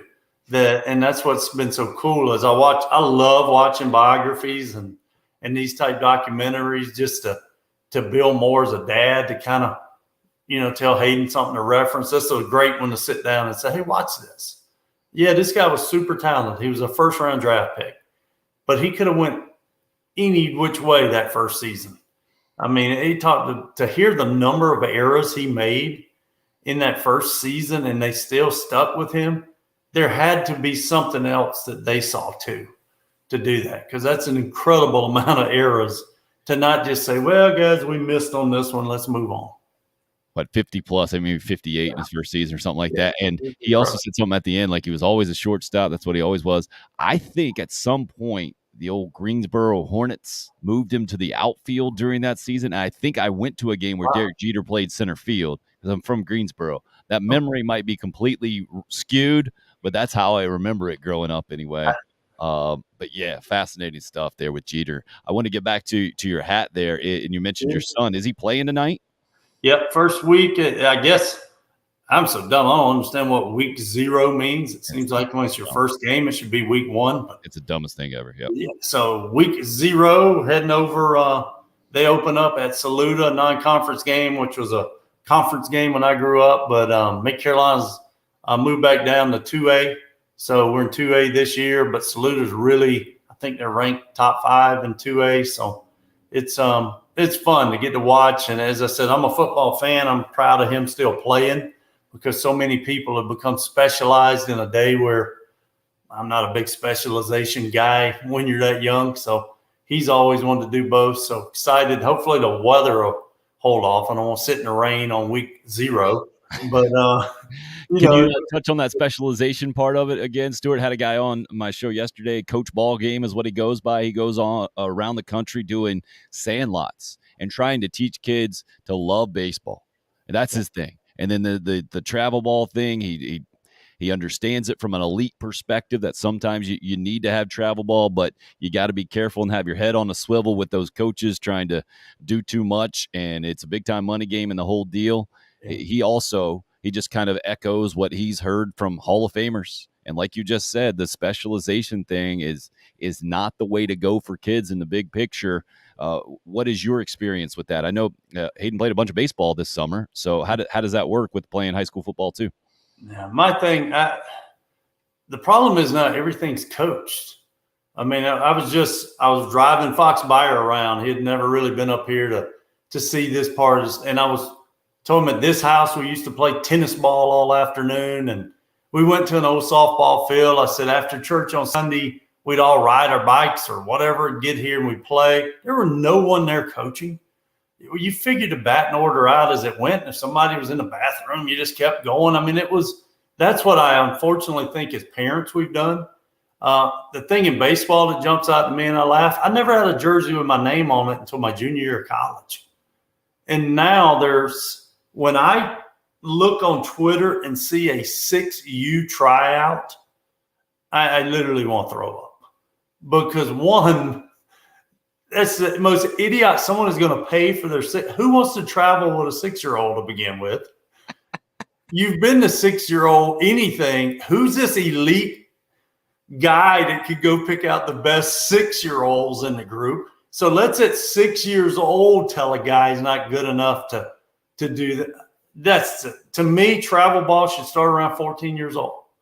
That's when you've decided as a kid, hey, Mom, hey, Dad, I really do want to try to do this. I want to try to play my varsity team. I want to try to play college. And if you're good enough to play pros, you don't decide that. The scouts decide that. But until you're 14 years old, you don't know really what you want to do. So to see guys not playing basketball or football or baseball too at 12, 13 years old because they want to specialize. As a coach, I say this all the time to all my son's friends. If you want to say something to me that turns me off, is tell me, I'm going to take this so-and-so season off to lift weights and work out. I'm going to try to get a lot. That's actually telling me I'm lazy. I'm not going to do anything but watch TV. And I moved on. I used to as a scout, as a recruiter. When you would tell me that, I'd tell our guys, hey, let's move on from this guy. Because this guy ain't going to be able to handle fall practice, winter workouts, and then 50, 60 games in spring. He's already talking about he needs time off at 16. So I was kind of turned off from those guys that were going to do those. Play sports and figure it out, because you hate to say it, but most of us ain't going to never play college anyway. And I think it's like 7% of high school players play college baseball. And then the percent of the guys that play college baseball that play pro baseball is less than maybe like 1 or 2%, much less the big leagues. So, yeah, I'm a guy, the memories I have, Tim, are with my teammates. Football allowed me to learn how to get to be teammates with different type players than my baseball teammates. And now move back home to my hometown. I get friends of all shapes, size, and color because I played sports. We all learned each other. We still will grab each other at a gas station and say, remember when we played so-and-so in football in 1988? And we remember it because we played.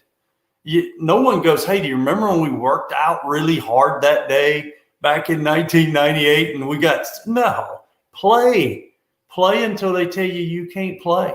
I'll never forget Coach Tanner. I forget the guy, but he said, Coach, I think I'm going to retire from minor league and start a job. And he said, why? He goes, well, I think it's time. He said, are they still paying you? Yes, sir. Have they told you they're cutting you? No, sir. Then play. Just keep playing. And I remember that kid went on to play 5 more years and made it to the big leagues. He was ready to quit just because he thought it was time to move on. They'll let you know when it's time to move on. I promise you they will. There will be that meeting from Bull Durham where they call you in and it ain't my decision. It's the, whoever. Those times come. So, yeah, I'm really adamant. I think you've hit me on another one where you see me get mad on volunteer coaches. I get mad when people don't play. Just play. Go play every sport they let you play. If you're good enough, play it. If you can run track, run track. If you can shoot basketball, play it. And I know I'm a baseball guy, but it's hurting our sport. The athleticism in our sport is clearly declined in the last 10 years. What's happened in the last 10 years? Somehow somebody's taught the 9-year-old into specializing in a sport, or worse yet, someone's been cut at 6 years old who never even played our sport because some genius told them at 6 years old they weren't good enough and they haven't even, grown yet. So our sport, and I think Major League Baseball is trying. I mean, they really are trying to get back and just get people to do it, but we're losing athleticism because of this. Fired up Stuart Lake on the way out. Now, Stuart, you always say once you figure out you're the smartest guy in the room, you got to get out of the room. So that's how you got to get out of here after that. Get out of this room, yeah. Enjoyed it, man. Looking forward to the next time. Stuart Lake, ladies and gentlemen, representing Mid-Carolina, week 0. Again, maybe the dumbest thing of all time. Roger's with me on that. Calling it week 0 is stupid. 90% of the teams are playing tonight when it comes to high school football. A guy who's covered high school football around the Columbia area for a long time. Up next, look at that, Mike Uver right on cue. This has got to be the parents' basement, doesn't it? Is that where you're at right now, Mike? That's a heck of a rec room you got. No comment, but yes, that's kind of the setup when something like this comes out of nowhere. And it's weird because I just bought a beautiful condo down in South Carolina, and here I am, 31 years old, in my parents' basement for the next couple months for this new gig. Yes, but employed. That's the main thing. Yes. You're doing it by choice and not by necessity. And the new gig, for those that don't know, Mike, you've been at Gamecock Central for a little while, after Watch Fox in Columbia for years, and now recently here in the last week or so, WBZ up in Boston, where this is where you interned and kind of have a mentor and the whole thing, and dream job, right, Mike? Yeah, I didn't even intern, but I mean, it felt like it from being around that station so much, from the mentor I had, Steve Burton, who's the sports director. His dad, actually, the very first Patriot ever drafted, Ron Burton, by the then Boston Patriots in 1960. So, yeah, this to say this came out of nowhere is an understatement. I was ready to go to cover Gamecock football. This happened, and I remember telling Wes Mitchell and Chris Clark and Brian Shoemaker, and it was kind of like, what? So very, very grateful that between WBZ, the place that I'm working at right now for this season for the Patriots, as well as Gamecock Central, that they were open to letting me do both, since it's a freelance gig and we don't know what's going to happen after those next 6-7 months. And I mean, shoot, I love Gamecock football. I love the SEC. I love that place I just bought that has palm trees and a nice little community pool. So that's kind of nicer than sometimes snow. So I don't know, Tim, we'll see how things go, but very grateful to still be covering the Gamecocks remotely this fall.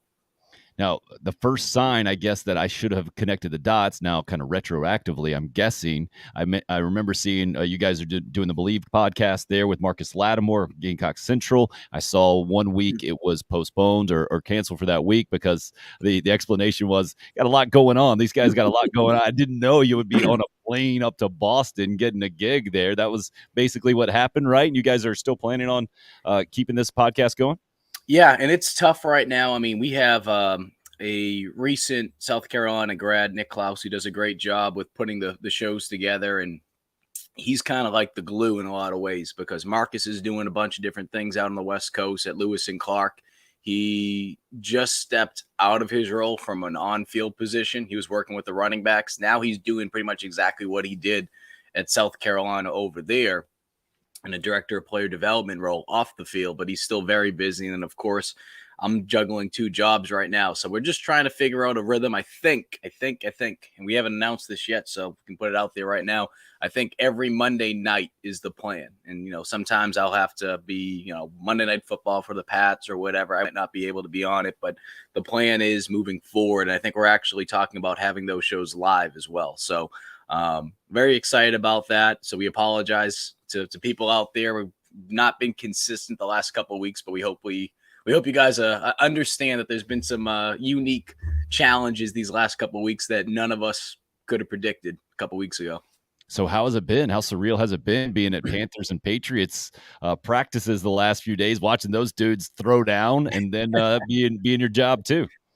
The funniest part about day 2 of joint practices, because it got ugly the first day, but I'm just like, all right, that's joint practices. That's football. I don't care if you're at a Panthers Patriots practice, if you're at, I don't know, friggin' Eau Claire, right? Or Ridgeview, whatever. That's going to happen on any level during preseason camp, training camp, whatever you call it. But the funniest part about the incident that led into the stands, Dennis Daly was the one that threw the Patriot into the stand. He drove him. He came over to protect Christian McCaffrey. I'm like, oh, that's the South Carolina guy from Ridgeview. So I thought that was funny. But no, it's weird being up here. Certainly, the weird thing is, and Joe Person, Tim. Some of those guys that have been in the Columbia area who cover the Panthers now, or you go up, and I've covered the Panthers when I was at Watch Fox. I know you did it when you were at ABC. You feel like you're back in town, though. The only difference is compared to being in Spartanburg at this time of the year, it's just not as humid. But being around all those guys, being around guys like Alex Grant, who did such a tremendous job with the women's basketball team, recording everything, during Asia Wilson's championship years. And you also had Augusta Stone, who did a great job covering the women's basketball team last year for the state newspaper, who works for the Panthers now as well. I felt like I was back down in the Carolinas, the God's honest truth. And then being able to catch up with guys like J.C. Horn, who was awesome. He gave me a great soundbite afterwards. We're going to run a piece later talking about Cam Smith and some of the defensive backs at South Carolina and how he's seen them grow. I really felt like I was just back in the Carolinas this week, minus the Bojangles and the trains that block you in Columbia. Wow, that's crazy, man! And congrats on the gig. And now balancing during football season. You got Patriots with one job, and you got Gamecocks with the other. So what'd you make of the big news yesterday? I saw you tweeting about it, the Camden commitment there from Xavier Mcleod.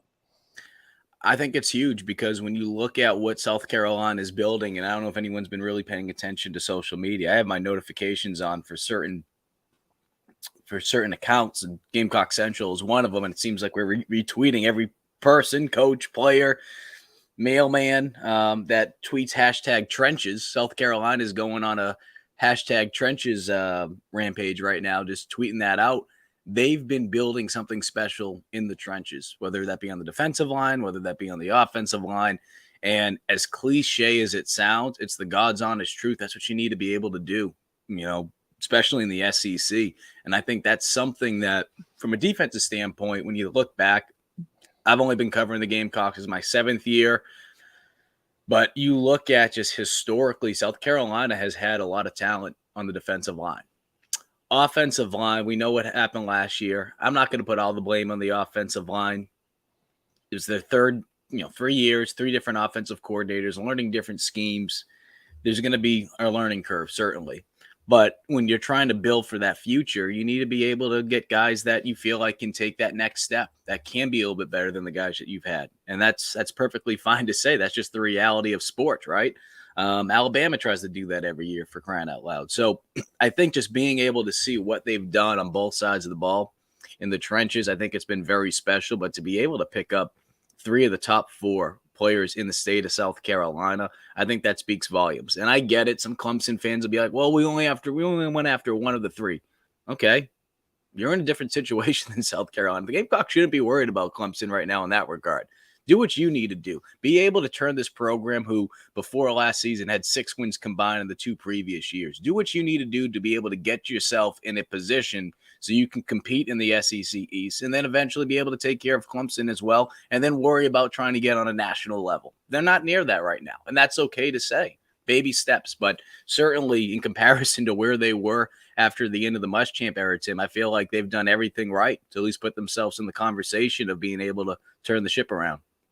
I'm interested from your perspective, and God bless you, Mike. Your timing coming to Columbia was pretty terrible from a football standpoint. You've had to go through the toughest years in a lot of ways. You know what's going to happen? I got to cut you off now.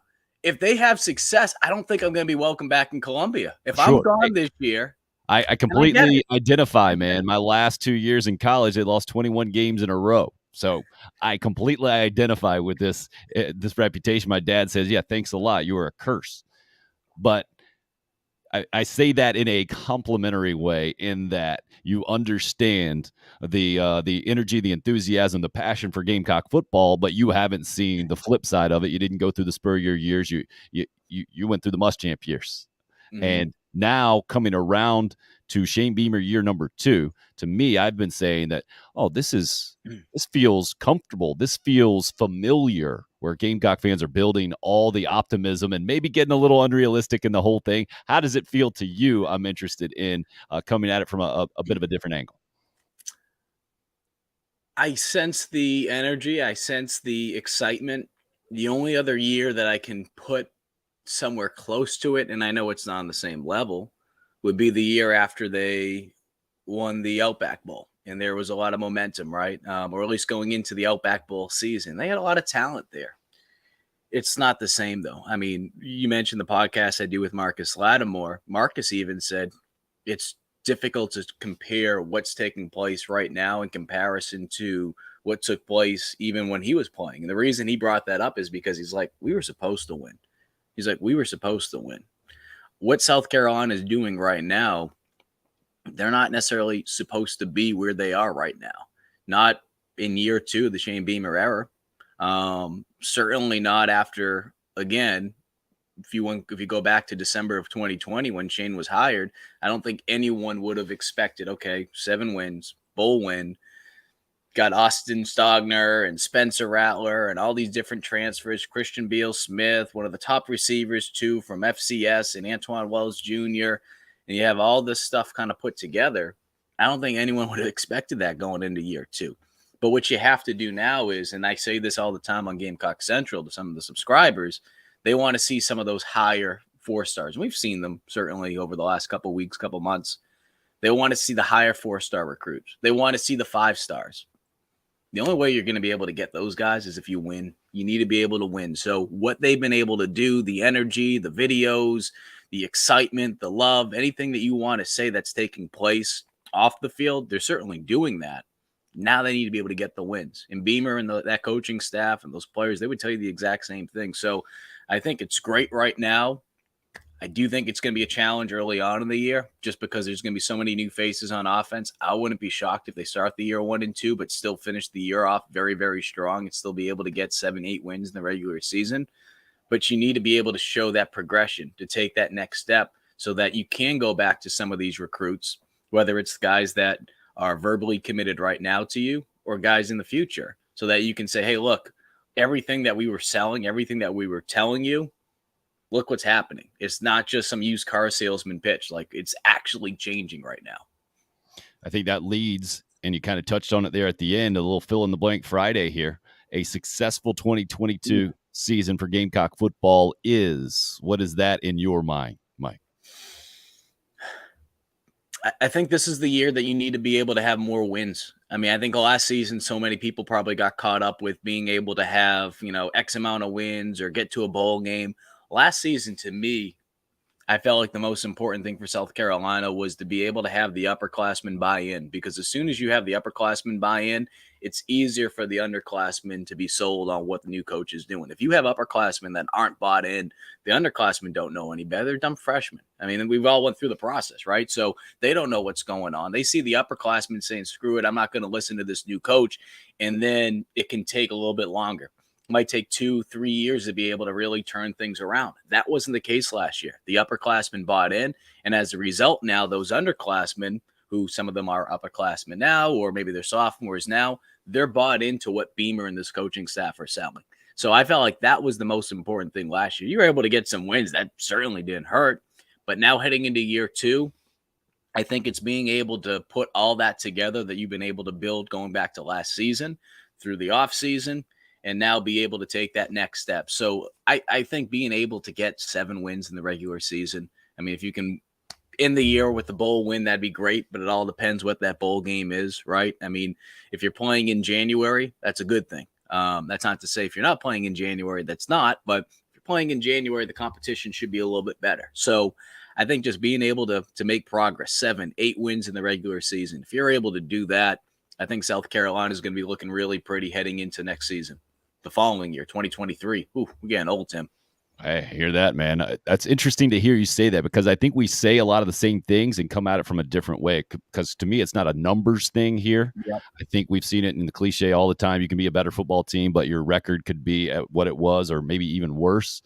I think you got to see more competitive games. I get it last year, and I'm with you.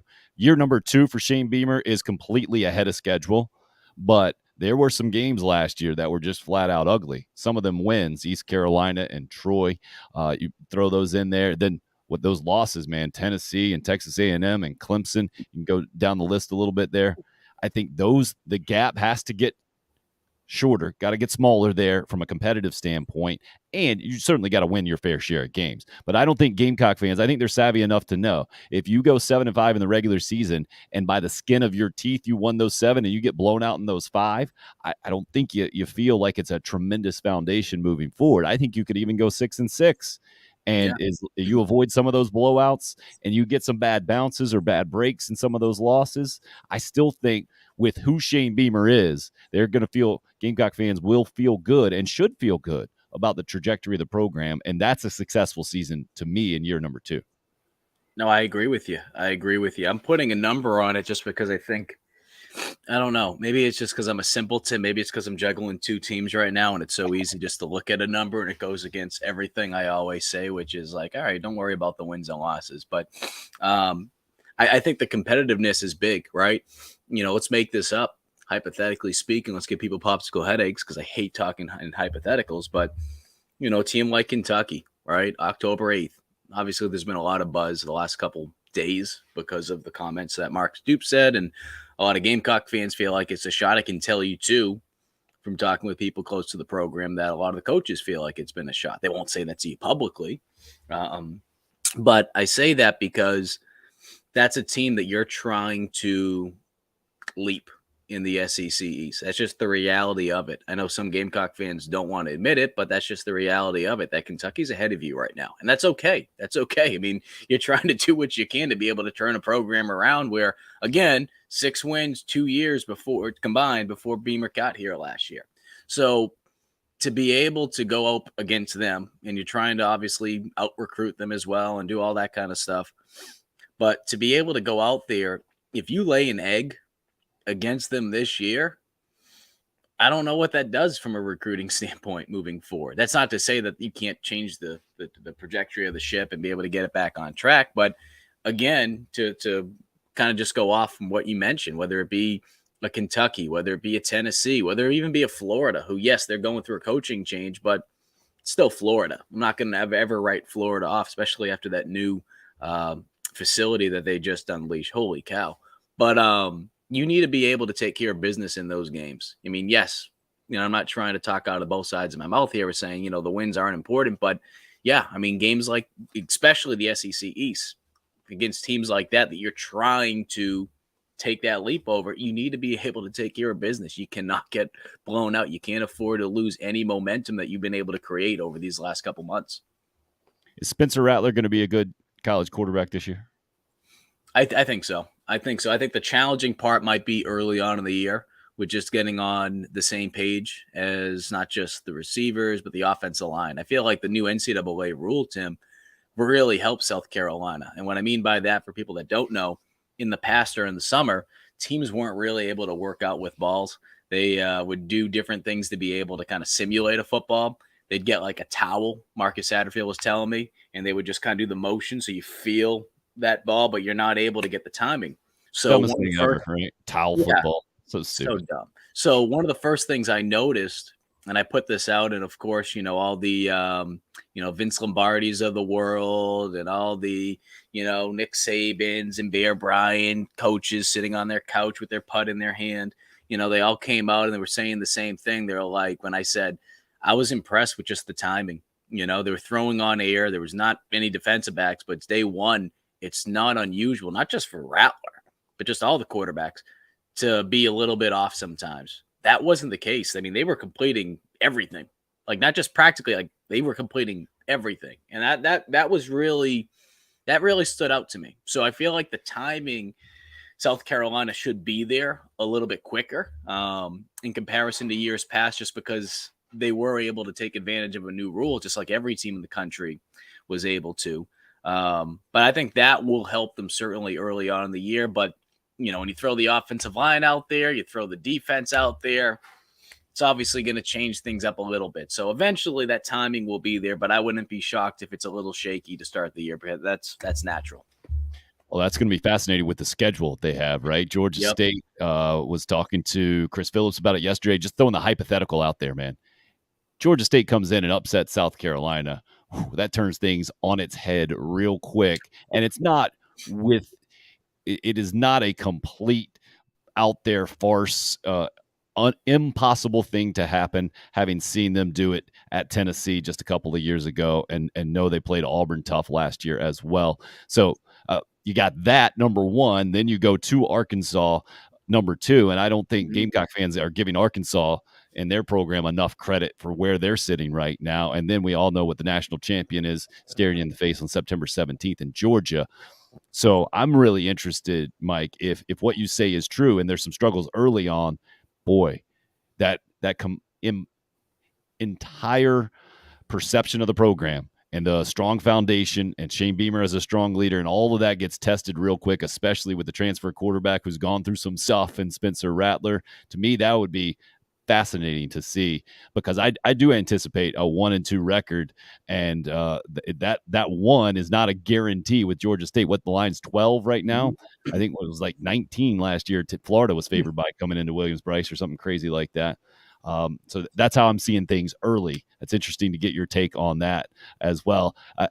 Before I get you out of here, I gotta get your perception covering Shane Beamer and covering Bill Belichick. You are completely on the opposite ends of the spectrum, aren't you, with head coaches right now?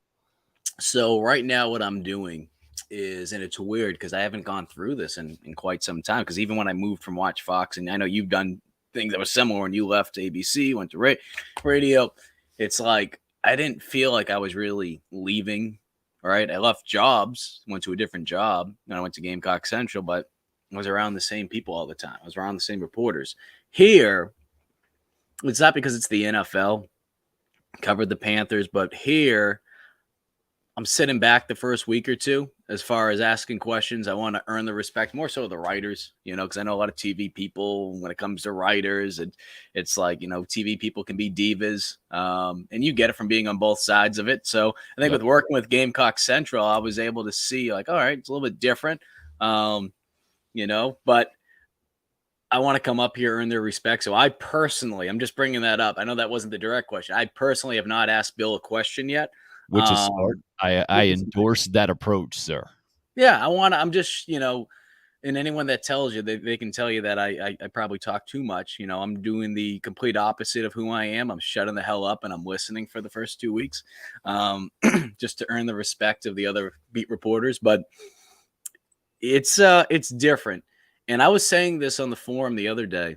I think growing up in Massachusetts, one thing that has helped me, and look, we're all guilty of it. It's going to happen at some point in your career. You're going to ask a question. Maybe it just doesn't come out the right way that you were thinking of it. It might come out as a dumb question. It happens.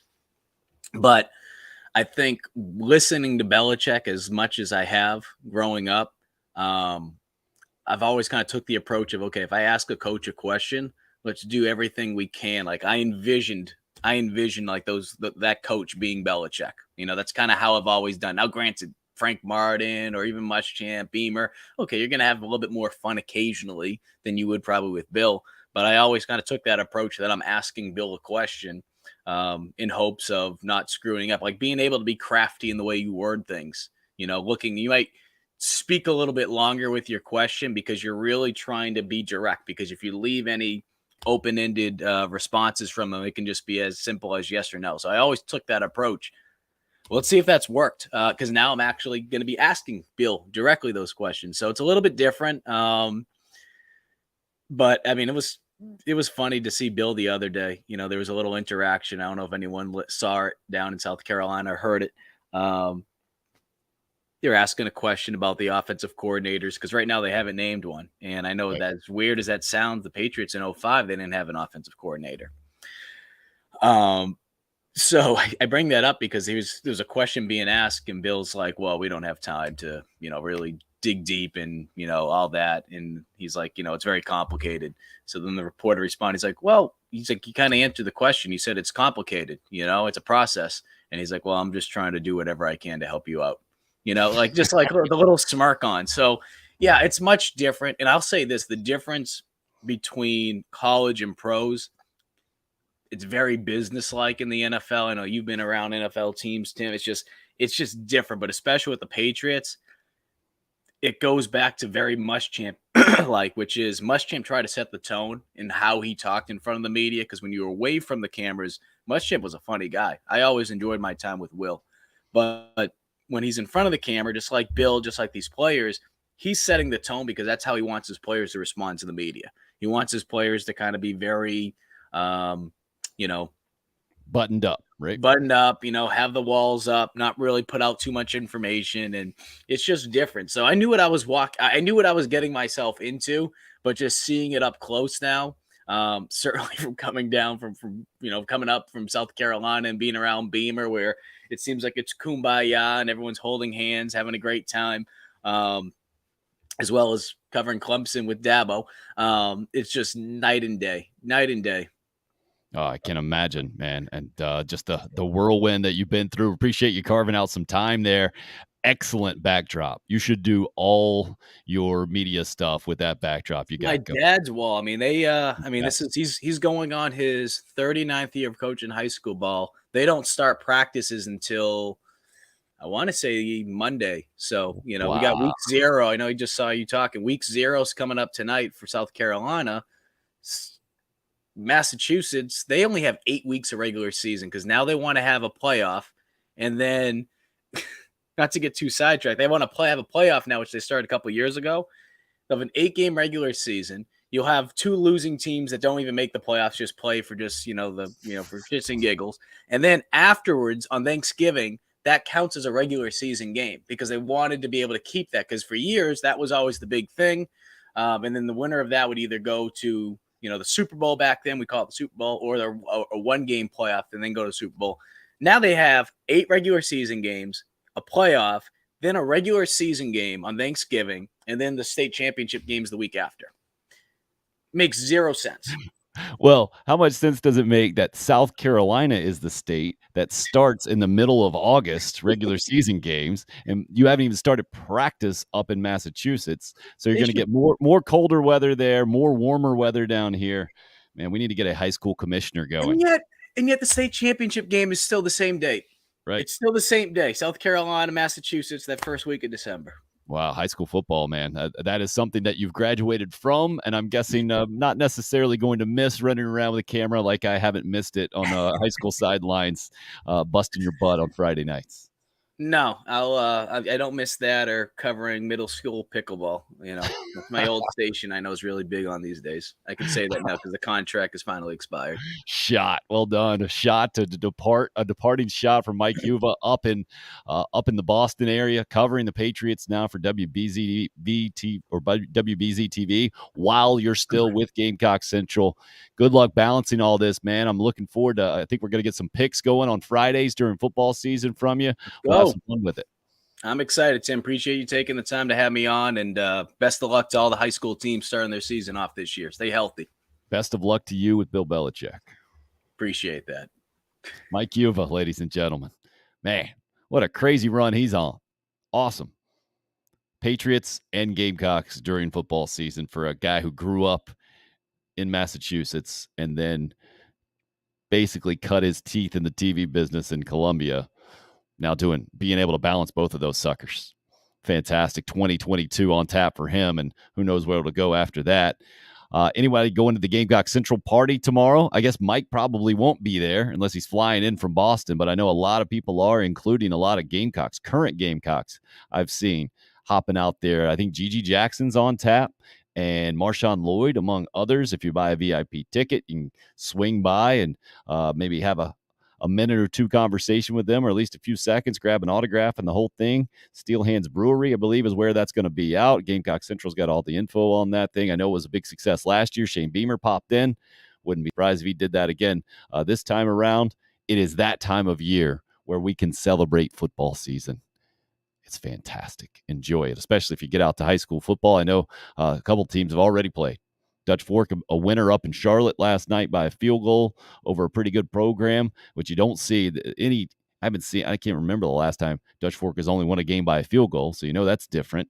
I think Pelion had a pretty big win. My buddy David Smith, part of that a couple of nights ago. They were trying to get ahead of weather. Hopefully the weather will hold out if you get out to a high school game tonight.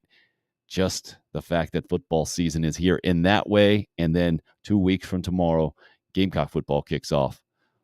Fantastic stuff. Appreciate you guys being a part of the show today. Roger, Craig, most recently in on the live stream, on live chat, that is. Jason as well. Thank you guys for the participation. Appreciate Mike Yuva. And before that, we had Stuart Lake joining us with some good stuff as well. Next week, we might get into the football rotation next week, but we definitely will the week after that. I think we've got Corey Miller, Rick Sanford lined up, among others, to hit us up every week. Going to get Perry Orth back in on this thing too. So plenty to be excited about. Hope you have a great weekend. Thanks again for checking out Tim Hill, Unrestricted Free Agent. However you did it today, live stream from 8 to 10 every day, video on Facebook, Twitter, and YouTube, or the audio only version on the Podbean, whether you check out the podcast later on. Hit up the social media at Tim Hill UFA. The subscriptions and the likes and the comments are greatly appreciated, however you do it. Thanks for doing it. That'll do it for this edition, August 19th, of the Unrestricted Free Agent.